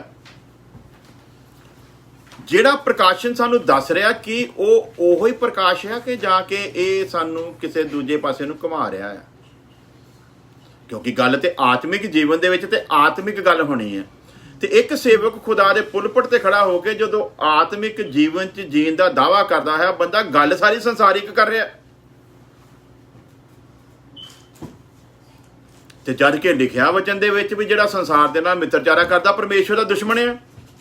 ਇਹਦਾ ਮਤਲਬ ਅਸੀਂ ਫੱਟ ਪਤਾ ਲਾਉਣਾ ਹੈ ਬੁੱਧੀ ਵਿੱਚ ਭਰਪੂਰ ਹੁੰਦਿਆਂ ਆ ਵੀ ਇਹ ਸ਼ਖਸ ਤੇ ਪਰਮੇਸ਼ਵਰ ਦੇ ਵਚਨ ਦੇ ਖਿਲਾਫ ਗੱਲ ਕਰ ਰਿਹਾ ਹੈ। ਕਿਉਂਕਿ ਪਰਮੇਸ਼ਵਰ ਦਾ ਵਚਨ ਤੇ ਸਾਫ਼ ਲਿਖ ਕੇ ਦਿੰਦਾ ਪਿਆ ਆ, ਜਿਹੜਾ ਸੰਸਾਰ ਦਾ ਮਿੱਤਰ ਹੋਣਾ ਚਾਹੁੰਦਾ ਪਰਮੇਸ਼ਵਰ ਦਾ ਕੀ ਹੈ ਭਲਾ? ਦੁਸ਼ਮਣ ਆ। ਤੇ ਹੁਣ ਇੱਕ ਸੇਵਕ ਪੁਲਪਟ ਤੇ ਖੜਾ ਹੋ ਕੇ ਜਦੋਂ ਸੰਸਾਰ ਦੀਆਂ ਆਸ਼ੀਸ਼ਾਂ ਤੇ ਬਰਕਤਾਂ ਦੀਆਂ ਗਵਾਹੀਆਂ ਦਿੰਦਾ ਜਾਂ ਗਵਾਹੀਆਂ ਦਿਵਾਉਂਦਾ ਆ, ਤੇ ਸਾਨੂੰ ਕੀ ਸਮਝ ਜਾਣਾ ਚਾਹੀਦਾ ਭਲਾ? ਇਹ ਕੌਣ ਹੈ ਭਲਾ? ਬੋਲੋ ਭਲਾ। ਅਸੀਂ ਕਹਿੰਦੇ ਪਰਮੇਸ਼ਵਰ ਦਾ ਸੰਤ ਨਾ ਦਾਸਾਂ ਦੇ ਖਿਲਾਫ ਨਹੀਂ ਬੋਲੀਦਾ, ਸਰਾਪ ਆਊਗਾ। ਪਹਿਲਾਂ ਇਹ ਤੇ ਦੇਖੋ ਦਾਸ ਹੈਗਾ।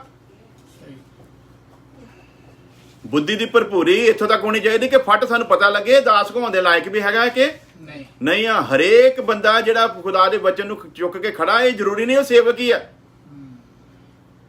ਅਸੀਂ ਸੁਣਿਆ ਸੀ ਨਾ ਵਿਸ਼ੇ ਕਿ ਇੱਕ ਮਨੁੱਖ ਨੂੰ ਤੁਸੀਂ ਪਾਣੀ ਦਾ ਘੜਾ ਚੁੱਕ ਕੇ ਜਾਂਦੇ ਵੇਖੋਗੇ, ਉਹਦੇ ਮਗਰ ਹੋਲਣਾ ਆ। ਤੇ ਹੁਣ ਘੜੇ ਤੇ ਕਈਆਂ ਦੇ ਕੋਲ ਹੋ ਸਕਦੇ ਆ, ਪਹਿਲਾਂ ਤਾਂ ਇਹ ਚੈੱਕ ਕਰਨਾ ਵੀ ਜਿਹੜੇ ਘੜੇ ਵਾਲੇ ਦੀ ਨਿਸ਼ਾਨੀ ਪ੍ਰਭੂ ਨੇ ਦਿੱਤੀ ਉਹੀ ਆ। ਦੂਸਰੀ ਗੱਲ, ਘੜੇ ਦੀ ਗੱਲ ਕੀਤੀ ਗਈ ਹੈ ਵੀ ਪਾਣੀ ਦਾ ਘੜਾ ਚੁੱਕ ਕੇ ਜਾਂਦਾ ਹੋਊਗਾ, ਤੇ ਇਹ ਵੀ ਦੇਖ ਲਓ ਘੜੇ ਦੇ ਵਿੱਚ ਪਾਣੀ ਹੈਗਾ ਵੀ ਆ ਕਿ ਖਾਲੀ ਘੜਾ ਹੀ ਆ।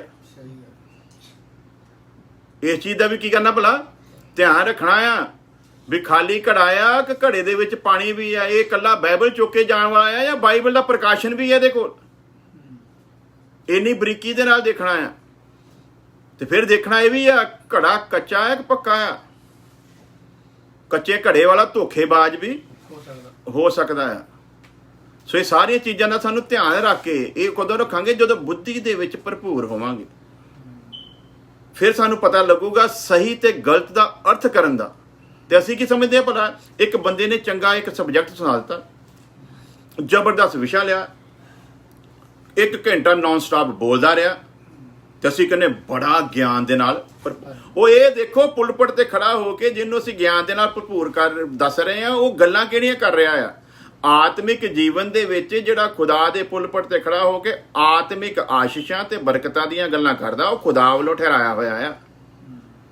ਤੇ ਜਿਹੜਾ ਖੁਦਾ ਦੇ ਪੁਲਪਟ ਤੇ ਖੜੇ ਹੋ ਕੇ ਹਰ ਵਾਰੀ ਤੁਹਾਡੇ ਕੋਲ ਜਿਸਮਾਨੀ ਗੱਲਾਂ, ਤੁਹਾਡੀਆਂ ਚੰਗਿਆਈਆਂ, ਤੁਹਾਡੀਆਂ ਅਛਾਈਆਂ, ਤੁਹਾਡੀਆਂ ਦੁਨਿਆਵੀ ਆਸ਼ੀਸ਼ਾਂ ਤੇ ਤੁਹਾਡੀਆਂ ਬਰਕਤਾਂ ਦੀਆਂ ਗਵਾਹੀਆਂ ਤੁਹਾਡੇ ਕੋਲੋਂ ਦਵਾਉਂਦਾ ਤੇ ਗਵਾਹੀਆਂ ਦੇ ਰਿਹਾ ਆ, ਇਹ ਬੰਦਾ ਵਚਨ ਦੇ ਅਨੁਸਾਰ, ਯਕੂਬ 4:4 ਦੇ ਅਨੁਸਾਰ ਇਹ ਕੌਣ ਆ ਭਲਾ?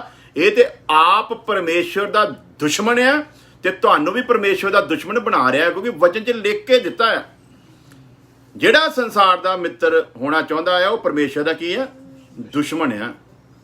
ਤੇ ਫਿਰ ਯੂਹੰਨਾ ਨੇ ਵੀ ਕਲੀਅਰ ਕਰ ਦਿੱਤਾ, ਸਰੀਰ ਦੀ ਕਾਮਨਾ, ਨੇਤਰਾਂ ਦੀ ਕਾਮਨਾ ਤੇ ਜੀਵਨ ਦਾ ਘਮੰਡ ਇਹ ਸੰਸਾਰ ਤੋਂ ਆ, ਪਰਮੇਸ਼ਵਰ ਤੋਂ ਨਹੀਂ। ਤੇ ਫਿਰ ਥੱਲੇ ਉਹਨੇ ਕਲੀਅਰ ਵੀ ਕਰ ਦਿੱਤਾ, ਕਹਿੰਦਾ ਸੰਸਾਰ ਤੇ ਉਹਦੀ ਅਭਿਲਾਸ਼ਾ ਖਤਮ ਹੁੰਦੀ ਜਾਂਦੀ ਹੈ, ਪਰ ਜਿਹੜਾ ਪਰਮੇਸ਼ਵਰ ਦੇ ਵਚਨ ਤੇ ਟਿਕਿਆ ਰਹੂਗਾ ਸੋ ਹੀ ਬਚਾਇਆ ਜਾਊਗਾ, ਉਹੋ ਹੀ ਕਾਇਮ ਆ, ਉਹੋ ਹੀ ਉਹਦੇ ਰਾਜ ਦੇ ਵਿੱਚ ਦਾਖਲ ਹੋਏਗਾ।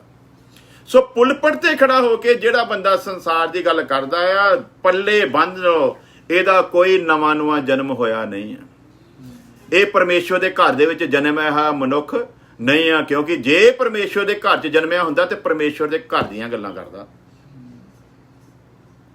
ਤੇ ਸਾਡੇ ਨਾਲੋਂ ਤੇ ਫਿਰ ਪੁਰਾਣੇ ਨਬੀ ਅਬਰਾਹਮ, ਇਸਾਕ, ਯਕੂਬ, ਦਾਊਦ ਹੁਣੀ ਫਿਰ ਚੰਗੇ ਸੀਗੇ, ਸਾਡੇ ਨਾਲੋਂ ਵਧੀਆ ਫਿਰ ਜੀਵਨ ਉਹ ਜੀਗੇ ਨਾ ਫਿਰ, ਕਿਉਂਕਿ ਉਹਨਾਂ ਨੂੰ ਤੇ ਉਹ ਕੁਝ ਦਿਖਾਇਆ ਹੀ ਨਹੀਂ ਜਿਹੜਾ ਸਾਨੂੰ ਦਿਖਾ ਦਿੱਤਾ। ਬਾਵਜੂਦ ਇਹਦੇ ਲਿਖਿਆ ਵੀ ਉਹ ਇੱਕ ਐਸੇ ਦੇਸ਼ ਦੀ ਖੋਜ ਵਿੱਚ ਸੀਗੇ ਜਿਹੜਾ ਪਰਮੇਸ਼ਵਰ ਵੱਲੋਂ ਸੀਗਾ, ਤੇ ਉਹ ਉਹਦੇ ਹੀ ਚਾਹਤ ਦੇ ਵਿੱਚ ਉਹਨਾਂ ਨੇ ਆਪਣਾ ਜੀਵਨ ਗੁਜ਼ਾਰ ਦਿੱਤਾ, ਤੰਬੂਆਂ ਦੇ ਵਿੱਚ ਵਾਸ ਕੀਤਾ, ਆਮ ਜੀਵਨ ਜਿਉਂਦਿਆਂ ਹੋਇਆਂ ਉਹ ਪਰਮੇਸ਼ਵਰ ਦੀ ਇੱਛਾ ਨੂੰ ਪੂਰਾ ਕਰਦੇ ਕਰਦੇ ਇਸ ਸੰਸਾਰ ਨੂੰ ਛੱਡ ਗਏ। ਉਹਨਾਂ ਨੂੰ ਵਾਅਦਾ ਕੀਤੀਆਂ ਹੋਈਆਂ ਚੀਜ਼ਾਂ ਪ੍ਰਾਪਤ ਨਹੀਂ ਹੋਈਆਂ। ਇਹ ਆ ਜਿਹੜੀ ਖਾਸ ਗੱਲ ਦੱਸਣ ਵਾਲੀ ਕਲੀਸਿਆ ਨੂੰ, ਉਹਨਾਂ ਨੂੰ ਵਾਅਦਾ ਕੀਤੀਆਂ ਹੋਈਆਂ ਚੀਜ਼ਾਂ ਪ੍ਰਾਪਤ ਨਹੀਂ ਹੋਈਆਂ, ਉਹ ਦੂਰੋਂ ਦੇਖ ਕੇ ਪ੍ਰਸੰਨ ਹੋਏ। ਪ੍ਰਾਪਤ ਨਹੀਂ ਹੈ ਪਰ ਪਰਮੇਸ਼ਰ ਦਿਖਾ ਦਿੱਤਾ ਵੀ ਤੁਹਾਨੂੰ ਕੀ ਕੁਝ ਮਿਲਣ ਵਾਲਾ। ਇਸ ਕਰਕੇ ਅੱਗੇ ਆ ਕੇ ਖੁਦਾ ਦਾ ਦਾਸ ਲਿਖਦਾ ਆ, ਕਹਿੰਦਾ ਇਸ ਸੰਸਾਰ ਦੇ ਵਿੱਚ ਜੋ ਦੁੱਖ, ਜੋ ਤਕਲੀਫਾਂ, ਜੋ ਮੁਸੀਬਤਾਂ, ਜੋ ਪਰੇਸ਼ਾਨੀਆਂ ਤੁਸੀਂ ਸਹਿ ਰਹੇ ਹੋ, ਇੱਕ ਗੱਲ ਚੇਤੇ ਰੱਖੋ, ਜੋ ਕੁਝ ਤੁਹਾਨੂੰ ਪ੍ਰਾਪਤ ਹੋਣ ਵਾਲਾ ਨਾ ਆਤਮਿਕ ਤੌਰ ਦੇ ਉੱਤੇ, ਅਗਰ ਤਰਾਜੂ ਦੇ ਵਿੱਚ ਤੋਲ ਲਓ ਨਾ ਇਹਨਾਂ ਨੂੰ, ਤੇ ਫਿਰ ਤੁਹਾਨੂੰ ਪਤਾ ਲੱਗੂਗਾ ਆ ਜਿਹਨਾਂ ਨੂੰ ਤੁਸੀਂ ਦੁੱਖ ਕਹਿੰਦੇ ਹੋ ਇਹ ਤੇ ਦੁੱਖ ਹੈ ਹੀ ਨਹੀਂ ਆ। ਆ ਜਿਹਨੂੰ ਤੁਸੀਂ ਪਰੇਸ਼ਾਨੀ ਕਹਿੰਦੇ ਹੋ, ਜਿਹਦਾ ਕਰਕੇ ਪਾਸਟਰ ਕੋਲ ਤੁਸੀਂ ਦੁਆ ਕਰਾਉਣੇ, ਪਾਸਟਰ ਸਿਰ ਤੇ ਹੱਥ ਰੱਖ ਕੇ ਪ੍ਰਾਰਥਨਾ ਕਰ ਦਿਓ ਪਰੇਸ਼ਾਨੀ ਦੂਰ ਹੋ ਜਾਓ। ਕਾਹਦੀ ਪਰੇਸ਼ਾਨੀ ਤੈਨੂੰ? ਸੰਸਾਰ ਦੇ ਵਿੱਚ ਲੋਕਾਂ ਨੂੰ ਦੇਖ, ਤੇਰੀ ਤੇ ਪਰੇਸ਼ਾਨੀ ਕੁਛ ਨਹੀਂ, ਲੋਕਾਂ ਨੂੰ ਪੀਣ ਲਈ ਪਾਣੀ ਨਹੀਂ ਮਿਲਦਾ। ਲੋਕੀ ਤੇ ਜਿਹੜਾ ਗਾਰਬੇਜ ਅਸੀਂ ਕਚਰੇ ਦੇ ਵਿੱਚ ਸੁੱਟ ਕੇ ਆਉਂਦੇ, ਪੇਟੀ ਦੇ ਵਿੱਚ ਗਾਰਬੇਜ ਜਿਹੜਾ ਅਸੀਂ ਕੱਢ ਕੇ ਆਉਂਦੇ ਆ, ਉਹਦੇ ਵਿੱਚੋਂ ਲੋਕੀ ਕੱਢ ਕੇ ਖਾਂਦੇ, ਤੈਨੂੰ ਕਾਹਦੀ ਤਕਲੀਫ ਆ? ਤੂੰ ਤੇ ਫਿਰ ਆਪਣੇ ਘਰ ਦੇ ਵਿੱਚ ਸ਼ਾਮ ਨੂੰ ਬਣਾ ਕੇ ਖਾ ਲੈਂਦਾ ਆ, ਸਾਫ ਸੁਥਰਾ ਖਾਣਾ ਆ। ਲੋਕੀ ਤੇ ਕਚਰੇ ਦੇ ਢੇਰ ਦੇ ਵਿੱਚੋਂ ਕੱਢ ਕੇ ਖਾਣ ਦੇ। ਕਈ ਜਗ੍ਹਾ ਐਸੇ ਜਿੱਥੇ ਇਨਸਾਨਾਂ ਨੂੰ ਮਾਰ ਕੇ ਖਾ ਜਾਂਦੇ, ਤੇਰੀ ਪਰੇਸ਼ਾਨੀ ਕਾਹਦੀ ਹੈ? ਸੋ ਇਹ ਗੱਲਾਂ ਕਦੋਂ ਸਾਨੂੰ ਸਮਝ ਆਉਣਗੀਆਂ? ਜਦੋਂ ਬੁੱਧੀ ਦੇ ਨਾਲ ਅਸੀਂ ਕੀ ਹੋਵਾਂਗੇ ਭਲਾ? ਭਰਪੂਰ ਹੋਵਾਂਗੇ। ਤੇ ਜਿਹੜਾ ਫਿਰ ਪਰਮੇਸ਼ਵਰ ਦੇ ਘਰ ਵਿੱਚ ਜਨਮਿਆ ਉਹ ਤੇ ਪਰਮੇਸ਼ਵਰ ਦੇ ਘਰ ਦੀਆਂ ਗੱਲਾਂ ਕਰੂਗਾ। ਉਹ ਆ ਸੰਸਾਰ ਜਿਹੜਾ ਇੱਕ ਦਿਨ ਅੱਗ ਦੇ ਨਾਲ ਪਰਮੇਸ਼ਵਰ ਨੇ ਨਸ਼ਟ ਕਰਨਾ। ਇਹ ਲਿਖਿਆ ਜੋ ਕੁਝ ਨਜ਼ਰ ਆਉਂਦਾ ਨਾ, ਇਹ ਸਾਰੇ ਦਾ ਸਾਰਾ ਕੀ ਹੋ ਜਾਊਗਾ ਭਲਾ? ਇਹ ਸਵਾਹ ਹੋ ਜਾਣਾ ਸੜ ਕੇ, ਇਹਦਾ ਪਤਾ ਨਹੀਂ ਲੱਗਣਾ ਕਿੱਥੇ ਗਿਆ।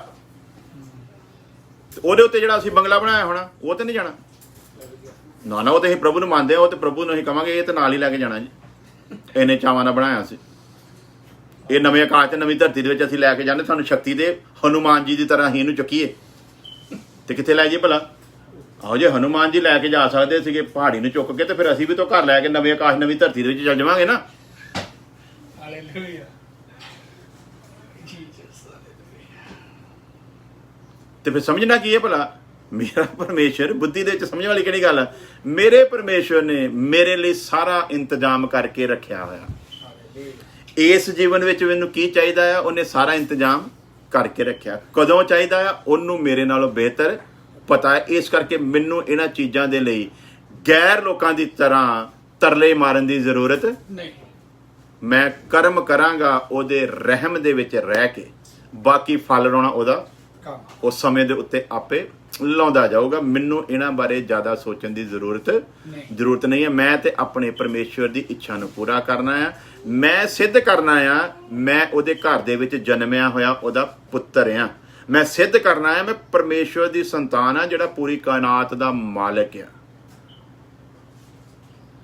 ਬਾਦਸ਼ਾਹ ਦੇ ਮੁੰਡੇ ਨੂੰ ਮੰਨ ਕੇ ਚਲੋ ਬਾਹਰ ਤੁਰਿਆ ਜਾਂਦਾ, ਉਹਨੂੰ ਇੱਕ ਹੀਰਾ ਮਿਲ ਜਾਵੇ ਤੇ ਉਹ ਖੜਾ ਹੋ ਕੇ ਚੌਂਚ ਗਵਾਈ ਦੇਖੇ, ਦੇਖੋ ਜੀ ਰੱਬ ਦੀ ਕਿੱਡੀ ਮੇਰੇ ਤੇ ਕਿਰਪਾ ਹੋਈ, ਮੈਨੂੰ ਹੀਰਾ ਮਿਲ ਗਿਆ। ਮੇਰਾ ਖਿਆਲ ਬਾਦਸ਼ਾਹ ਨੂੰ ਜਦੋਂ ਪਤਾ ਲੱਗਾ ਘਰ 'ਚ ਜਾ ਕੇ ਕੁੱਟ ਪਾਉ। ਹਾਂਜੀ, ਬਾਦਸ਼ਾਹ ਕਹੂਗਾ ਬੇਵਕੂਫਾ, ਇਦਾਂ ਦੇ ਤੇ ਰੋਜ਼ ਹੀਰੇ ਮੋਤੀ ਆਪਾਂ ਦਾਨ ਕਰਦੇ ਆ। ਕੀ ਕਹਦੇ ਭਲਾ, ਆਹ ਜਿਹੜੇ ਗਵਾਈਆਂ ਦਿੰਦੇ ਇਹਨਾਂ ਤੇ ਮੈਨੂੰ ਇਸੇ ਕਰਕੇ ਤਰਸ ਆਉਂਦਾ ਆ। ਕਾਹਦੀਆਂ ਗਵਾਈਆਂ, ਮੇਰੀ ਬੱਖੀ ਦਰਦ ਹੁੰਦੀ ਸੀ ਜੀ, ਪਾਸਟਰ ਜੀ ਨੇ ਦੁਆ ਕੀਤੀ ਬੱਖੀ ਸੇ, ਤੇਰੀ ਬੱਖੀ ਸੇ ਹੋ ਗਈ। ਇਹ ਕਿੱਡਾ ਕੁ ਵੱਡਾ ਕੰਮ ਸੀ ਵੀ। ਆ ਜਿਹੜੇ ਮਾਲਸ਼ਾਂ ਮੂਲਸ਼ਾਂ ਕਰਦੇ, ਇਹ ਲੋਕਾਂ ਦੀਆਂ ਬੱਖੀਆਂ ਨਹੀਂ ਸਹੀ ਕਰਦੇ। ਹਾਂਜੀ, ਇਹ ਹੱਡੀਆਂ ਟੁੱਟੀਆਂ ਹੋਈਆਂ ਇੱਕ ਦੂਜੇ ਤੇ ਚੜਾ ਕੇ ਸੈੱਟ ਕਰਕੇ ਬੰਨ ਬੁੰਨ ਕੇ ਸਹੀ ਕਰਦੇ, ਇਹ ਨਹੀਂ ਕਰਦੇ। ਤੇ ਇਹ ਵੀ ਫਿਰ ਰੱਬ ਹੀ ਹੋਏ। ਤੂੰ ਦੁਆ ਨਾ ਪਸਰੀ ਸਹੀ ਕਰਾਇਆ, ਉਹਨਾਂ ਨੇ ਮਾੜੇ ਕੋਤੇ ਹੀਟ ਜੀ ਲਾ ਕੇ ਤੇ ਮਾੜਾ ਮੋਟਾ ਪੱਧਰਾ ਪੁੱਧਰਾ ਕੀਤਾ ਤੇ ਉਹਨਾਂ ਨੇ ਸੈੱਟ ਕਰ ਦਿੱਤੀ। ਤੇ ਤੂੰ ਕਿੱਡਾ ਕੁ ਵੱਡਾ ਕੰਮ ਕਰਾਇਆ ਵੀ। ਇਹ ਕਾਦੀ ਗਵਾਹੀ ਹੈ? ਤੂੰ ਤੇ ਮਰਿਆਂ ਚੋਂ ਵੀ ਜੀ ਉੱਠੇ ਫਿਰ ਵੀ ਕਾਦੀ ਗਵਾਹੀ ਹੈ? ਪਰਮੇਸ਼ਵਰ ਨੇ ਤੇ ਏਡੇ ਏਡੇ ਵੱਡੇ ਕੰਮ ਕੀਤੇ ਹੋਏ ਆ, ਉਹਨਾਂ ਦੇ ਮੁਕਾਬਲੇ ਇਹਨਾਂ ਕੰਮਾਂ ਦੀ ਤੇ ਕੋਈ ਵੈਲਿਊ ਨਹੀਂ। ਤੇ ਤੂੰ ਮਤਲਬ ਆਪਣੇ ਪਰਮੇਸ਼ਵਰ ਦੇ ਗ੍ਰਾਫ ਨੂੰ ਗਰਾਉਣਾ ਪਿਆ ਆ ਇਹੋ ਜਿਹੀਆਂ ਗਵਾਹੀਆਂ ਦੇ ਕੇ। ਇਹਨਾਂ ਤੋਂ ਉੱਪਰ ਉੱਠ, ਗਵਾਹੀਆਂ ਦਾ ਵੇਲਾ ਖਤਮ ਹੋ ਗਿਆ। ਗਵਾਹੀ ਇੱਕੋ ਵਾਰੀ ਦੇਣੀ ਸੀ ਜ਼ਿੰਦਗੀ ਵਿੱਚ, ਉਹ ਦੇ ਦਿੱਤੀ ਆ। ਹੁਣ ਤੇ ਤੂੰ ਉਸ ਪਰਮੇਸ਼ਵਰ ਦੀ ਸੰਤਾਨ ਹੋਣ ਨੂੰ ਸਿੱਧ ਕਰਨਾ ਆ। ਮੈਂ ਹੁਣ ਬਾਦਸ਼ਾਹ ਦੀ ਕੀ ਆ ਭਲਾ? ਸੰਤਾਨ ਆ। ਮੈਂ ਰਾਜਿਆਂ ਦੇ ਰਾਜੇ ਦੀ ਸੰਤਾਨ ਆ। ਮੇਰੇ ਪਿਤਾ ਦੇ ਘਰ ਦੇ ਵਿੱਚ ਕਿਸੇ ਚੀਜ਼ ਦੀ ਕੋਈ ਕਮੀ ਨਹੀਂ ਆ। ਮੈਂ ਡਾਕਟਰਾਂ ਦੇ ਡਾਕਟਰ ਤੇ ਵੇਦਾਂ ਦੇ ਵੇਦ ਦੀ ਸੰਤਾਨ ਆ। ਮੈਨੂੰ ਹੁਣ ਕਿਸੇ ਵੀ ਬਿਮਾਰੀ ਤੋਂ ਘਬਰਾਉਣ ਦੀ, ਚਿੰਤਾ ਕਰਨ ਦੀ ਜ਼ਰੂਰਤ ਨਹੀਂ। ਮੈਨੂੰ ਹਰ ਵੇਲੇ ਹੁਣ ਪਾਸਟਰਾਂ ਦੇ ਤਰਲੇ ਮਾਰਨ ਦੀ ਜ਼ਰੂਰਤ ਨਹੀਂ। ਪਾਸਟਰ ਜੀ ਹੁਣ ਬੱਖੀ ਦਰਦ ਆ, ਹੁਣ ਲੱਤ ਦਰਦ ਆ, ਹੁਣ ਸਿਰ ਦਾ ਦਰਦ ਆ, ਹੁਣ ਅੱਖ ਧੁੰਦਲੀ ਹੁੰਦੀ ਜਾ ਰਹੀ, ਹੁਣ ਕੰਨਾਂ ਦੀ ਸੁਣਨ ਦੀ ਸਪੀਡ ਘਟਦੀ ਜਾ ਰਹੀ ਆ। ਮੈਨੂੰ ਹੁਣ ਇਹਨਾਂ ਚੀਜ਼ਾਂ ਦੇ ਤਰਲੇ ਮਾਰਨ ਦੀ ਜ਼ਰੂਰਤ ਨਹੀਂ ਆ। ਮੇਰੇ ਪਿਤਾ ਨੇ ਮੈਨੂੰ ਜਿੱਦਾਂ ਦਾ ਬਣਾਇਆ ਤੇ ਜਿਸ ਸਮੇਂ ਤੋਂ ਨੇ ਮੈਨੂੰ ਜਿੱਦਾਂ ਦਾ ਕਰ ਦੇਣਾ ਆ, ਉਹਦੀ ਯੋਜਨਾ ਵਿੱਚ ਫੇਟਾ ਅੱਖਾਂ ਤੇ ਐਂਡ ਦੇ ਸਮੇਂ ਦੇ ਉੱਤੇ ਸੁਹਾਗਦੀਆਂ ਵੀ ਧੁੰਦਲੀਆਂ ਹੋ ਗਈਆਂ। ਤੇ ਅਸੀਂ ਕੀ ਸਮਝੀਏ ਵੀ ਪਰਮੇਸ਼ਵਰ ਦੀ ਉਹਦੇ ਤੇ ਲਾਨਤ ਸੀ? ਤੇ ਸੁਹਾਗ ਨੇ ਤੇ ਕਿਹਾ ਨਹੀਂ ਵੀ ਪ੍ਰਭੂ ਜੀ ਮੇਰਾ ਪੁੱਤਰ ਮੇਰੇ ਨਾਲ ਗੇੜਾ ਕਰ ਗਿਆ, ਹੁਣ ਗਾਂ ਮੇਰੇ ਨਾਲ ਕੋਈ ਦੁਬਾਰਾ ਗੇੜਾ ਹੋਵੇ, ਇਸ ਕਰਕੇ ਤੂੰ ਮੇਰੀ ਅੱਖਾਂ ਦੀ ਰੋਸ਼ਨੀ ਨੂੰ ਪੂਰੀ ਤੇਜ਼ ਕਰ ਦੇ। ਕਿਹਾ ਉਹਨੇ? ਉਹ ਧੁੰਦਲੀਆਂ ਅੱਖਾਂ ਦੇ ਵਿੱਚ ਵੀ ਜ਼ਿਆਦਾ ਜਾਂਦਾ ਲੱਗਾ ਸੰਸਾਰ ਦੇ ਵਿੱਚ। ਉਹਨੇ ਨਹੀਂ ਕਿਹਾ ਮੇਰੀਆਂ ਧੁੰਦਲੀਆਂ ਅੱਖਾਂ ਨੂੰ ਕੀ ਕਰਦੇ? ਤੇਜ਼ ਕਰ ਦੇ। ਤੇ ਅਸੀਂ ਕੀ ਕਹਿੰਦੇ? ਸਾਡਾ ਕੰਮ ਹੀ ਇਹ ਹੁੰਦਾ। ਕਿਉਂ? ਕਿਉਂਕਿ ਬੁੱਧੀ ਦੇ ਨਾਲ ਅਸੀਂ ਭਰਪੂਰ ਨਹੀਂ, ਪਰਮੇਸ਼ਵਰ ਦੀ ਰਜ਼ਾ ਤੋਂ ਅਸੀਂ ਵਾਕਫ ਨਹੀਂ ਹਾਂ। ਸੋ ਇਸ ਲਈ ਸਾਨੂੰ ਅੱਜ ਦੁਆ ਕਰਨ ਦੀ ਜ਼ਰੂਰਤ ਹੈ। ਐ ਪਰਮੇਸ਼ਵਰ, ਤੂੰ ਆਪਣੀ ਬੁੱਧੀ ਦੇ ਨਾਲ ਮੈਨੂੰ ਭਰਪੂਰ ਕਰ, ਮੈਂ ਤੇਰੀ ਰਜ਼ਾ ਨੂੰ ਸਮਝ ਸਕਾਂ, ਮੈਨੂੰ ਇਸ ਲਾਇਕ ਬਣਾ, ਤੇ ਮੈਂ ਤੇਰੇ ਅੱਜ ਦੇ ਪੜ੍ਹੇ ਹੋਏ ਵਚਨ ਨੂੰ ਸਮਝ ਸਕਾਂ। ਦੇਖ मैं अधर्म के साथ उत्पन्न हुआ और पाप के साथ अपनी माता के गर्भ में पड़ा। ऐसी स्थिति ਦੇ ਵਿੱਚ ਪੈਦਾ ਹੋਏ ਨੂੰ ਤੂੰ ਨਵਾਂ ਜਨਮ ਲੈਣ ਦਾ ਮੌਕਾ ਦਿੱਤਾ। ਇਹੋ ਜਿਹੀ ਸਥਿਤੀ 'ਚ ਪੈਦਾ ਹੋਏ ਤੇ ਤੂੰ ਗੁਨਾਹਾਂ ਨੂੰ ਮਾਫ ਕੀਤਾ। ਇਹੋ ਜਿਹੀ ਸਥਿਤੀ ਦੇ ਵਿੱਚ ਪੈਦਾ ਹੋਏ ਪਲੇ ਵਧੇ ਨੂੰ ਤੂੰ ਆਪਣੇ ਸੀਨੇ ਦੇ ਨਾਲ ਲਾਇਆ, ਪਾਕ ਤੇ ਸਾਫ਼ ਕਰਕੇ। ਤੇ ਹੁਣ ਬਸ ਇਹ ਇੱਕ ਮਿਹਰਬਾਨੀ ਕਰ, ਤੂੰ ਮੈਨੂੰ ਮੇਰੇ ਸਾਰੇ ਪਾਪਾਂ ਤੋਂ ਸ਼ੁੱਧ ਕੀਤਾ, ਮੈਨੂੰ ਧੋਇਆ ਤੇ ਮੈਨੂੰ ਸਾਫ਼ ਸੁਥਰਾ ਕੀਤਾ।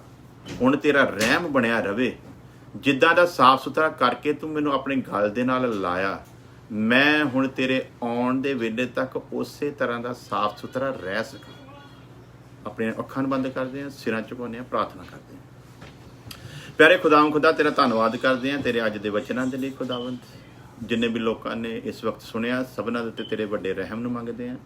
ਜੋ ਅੱਗੇ ਵੀ ਸੋਸ਼ਲ ਮੀਡੀਆ ਦੇ ਦੁਆਰਾ ਆਨਲਾਈਨ ਖੁਦਾਵੰਦ ਜਿਹਨਾਂ ਸੁਣਿਆ ਉਹਨਾਂ ਤੇ ਵੀ, ਤੇ ਜਿਹੜੇ ਅੱਗੇ ਸੁਣਨ ਵੀ, ਉਹਨਾਂ ਸਭਨਾਂ ਦੇ ਉੱਤੇ ਤੇਰੇ ਵੱਡੇ ਰਹਿਮ ਨੂੰ ਮੰਗਦੇ ਹਾਂ। ਤੇਰੇ ਇਸ ਵਚਨ ਨੂੰ ਸਮਝਣ ਦੀ ਤੂੰ ਆਪਣੇ ਲੋਕਾਂ ਨੂੰ ਬੁੱਧ ਬਖਸ਼ੀ ਖੁਦਾਵੰਦ, ਤਾਂ ਕਿ ਉਹਨਾਂ ਗੱਲਾਂ ਨੂੰ ਸਮਝ ਸਕਣ ਖੁਦਾਵੰਦ ਜੋ ਆਤਮਾ ਦੇ ਨਾਲ ਸੰਬੰਧ ਰੱਖਦੀਆਂ ਹਨ, ਕਿਉਂਕਿ ਜੀਵਨ ਆਤਮਿਕ ਜੀ ਰਹੇ ਹਾਂ। ਇਸ ਲਈ ਆਤਮਿਕ ਜੀਵਨ ਦੇ ਵਿੱਚ ਆਤਮਿਕ ਹੀ ਚੀਜ਼ਾਂ ਦੀ ਲਾਲਸਾ ਹੋਣੀ ਇਨਸਾਨ ਦੇ ਲਈ ਜ਼ਰੂਰੀ ਹੈ। ਜਿਸਮ ਦੀਆਂ ਜ਼ਰੂਰਤਾਂ ਨੂੰ ਪੂਰਾ ਕਰਨ ਦਾ ਤੁਸੀਂ ਵਾਅਦਾ ਕੀਤਾ ਹੋਇਆ ਹੈ। ਇਸ ਕਰਕੇ ਅਸੀਂ ਮੰਗਤਿਆਂ ਵਾਂਗੂ ਕਦੇ ਵੀ ਤੇਰੇ ਕੋਲੋਂ ਮੰਗਾਂਗੇ ਨਹੀਂ, ਬਲਕਿ ਅੱਛੇ ਬੇਟਿਆਂ ਦੀ ਤਰ੍ਹਾਂ ਜਾਣਦੇ ਹਾਂ ਕਿ ਤੂੰ ਹਰ ਚੀਜ਼ ਸਾਨੂੰ ਸਮੇਂ ਦੇ ਉੱਤੇ ਦੇਣ ਦੀ ਕੁਦਰਤ ਰੱਖਦਾ ਹੈ। ਸੋ ਅਸੀਂ ਇਹਨਾਂ ਚੀਜ਼ਾਂ ਦੀ ਕਦੇ ਵੀ ਚਿੰਤਾ ਨਹੀਂ ਕਰਾਂਗੇ ਔਰ ਨਾ ਹੀ ਇਹਨਾਂ ਦੀ ਕਦੀ ਮੰਗ ਕਰਾਂਗੇ, ਬਲਕਿ ਸਾਡੀ ਮੰਗ ਸਿਰਫ ਇਹੀ ਹੈ ਕਿ ਜਿਵੇਂ ਤੇਰੇ ਵਚਨ ਦੇ ਵਿੱਚ ਲਿਖਿਆ ਕਿ ਜਦੋਂ ਪ੍ਰਭੂ ਯਿਸੂ ਮਸੀਹ ਆਵੇਗਾ, ਜਿੱਦਾਂ ਦਾ ਉਹ ਆ ਉਦਾਂ ਦੇ ਅਸੀਂ ਹੋਵਾਂਗੇ। ਸੋ ਇਹ ਬਖਸ਼ ਪਿਤਾ ਕਿ ਅਸੀਂ ਉਸੇ ਤਰ੍ਹਾਂ ਦੇ ਪਵਿੱਤਰ ਪਾਏ ਜਾਈਏ ਜਿਸ ਤਰ੍ਹਾਂ ਦਾ ਪਵਿੱਤਰ ਪ੍ਰਭੂ ਯਿਸੂ ਮਸੀਹ ਹੈ। ਉਸੇ ਤਰ੍ਹਾਂ ਦੇ ਨੇਕ ਪਾਏ ਜਾਈਏ ਜਿਸ ਤਰ੍ਹਾਂ ਦਾ ਨੇਕ ਪ੍ਰਭੂ ਯਿਸੂ ਮਸੀਹ ਹੈ। ਉਸੇ ਤਰ੍ਹਾਂ ਦੇ ਸੁਭਾਅ ਦੇ ਪਾਏ ਜਾਈਏ ਜੈਸਾ ਸੁਭਾਅ ਪ੍ਰਭੂ ਯਿਸੂ ਮਸੀਹ ਦਾ ਸੀ। ਉਸੇ ਤਰ੍ਹਾਂ ਦਾ ਜੀਵਨ ਜੀ ਸਕੀਏ ਜੈਸਾ ਜੀਵਨ ਪ੍ਰਭੂ ਯਿਸੂ ਮਸੀਹ ਦਾ ਸੀ। ਬਸ ਸਾਡੀ ਇਹੋ ਦੁਆ ਹੈ, ਕਿਉਂਕਿ ਇਹ ਆਤਮਿਕ ਜੀਵਨ ਹੈ ਔਰ ਐਸੇ ਹੀ ਇੱਕ ਆਤਮਿਕ ਸੰਸਾਰ ਨੂੰ ਤੁਸੀਂ ਬਣਾਉਂਦੇ ਜਾ ਰਹੇ ਹੋ ਖੁਦਾਵੰਦ, ਔਰ ਉਸ ਤੇਰੇ ਆਤਮਿਕ ਸੰਸਾਰ ਦੇ ਵਿੱਚ ਅਸੀਂ ਫਿੱਟ ਰਹੀਏ ਔਰ ਉਹ ਤੋਂ ਕਦੇ ਵੀ ਅਸੀਂ ਵਾਂਝੇ ਨਾ ਰਹਿ ਜਾਈਏ। ਬਸ ਐਸੀ ਕਿਰਪਾ ਕਰੋ। ਸਾਡੀ ਪ੍ਰਾਰਥਨਾ ਸੁਣੋ, ਕਬੂਲ ਕਰੋ ਮਸੀਹ ਯਿਸੂ ਦੇ ਨਾਮ ਦੇ ਵਿੱਚ, ਆਮੀਨ। ਹੁਣ ਸਾਡੇ ਖੁਦਾ ਯਿਸੂ ਮਸੀਹ ਦਾ ਫਜ਼ਲ, ਖੁਦਾ ਬਾਪ ਦੀ ਮੁਹੱਬਤ, ਪਾਕ ਰੂਹ ਦੀ ਸੰਗਤ ਹੁਣ ਤੋਂ ਲੈ ਕੇ ਹਮੇਸ਼ਾ ਤੱਕ ਉਹਦੇ तमाम ਲੋਕਾਂ ਦੇ ਨਾਲ ਬਣੀ ਰਵੇ, ਆਮੀਨ। ਸਭ ਨੂੰ ਜੈ ਮਸੀਹ।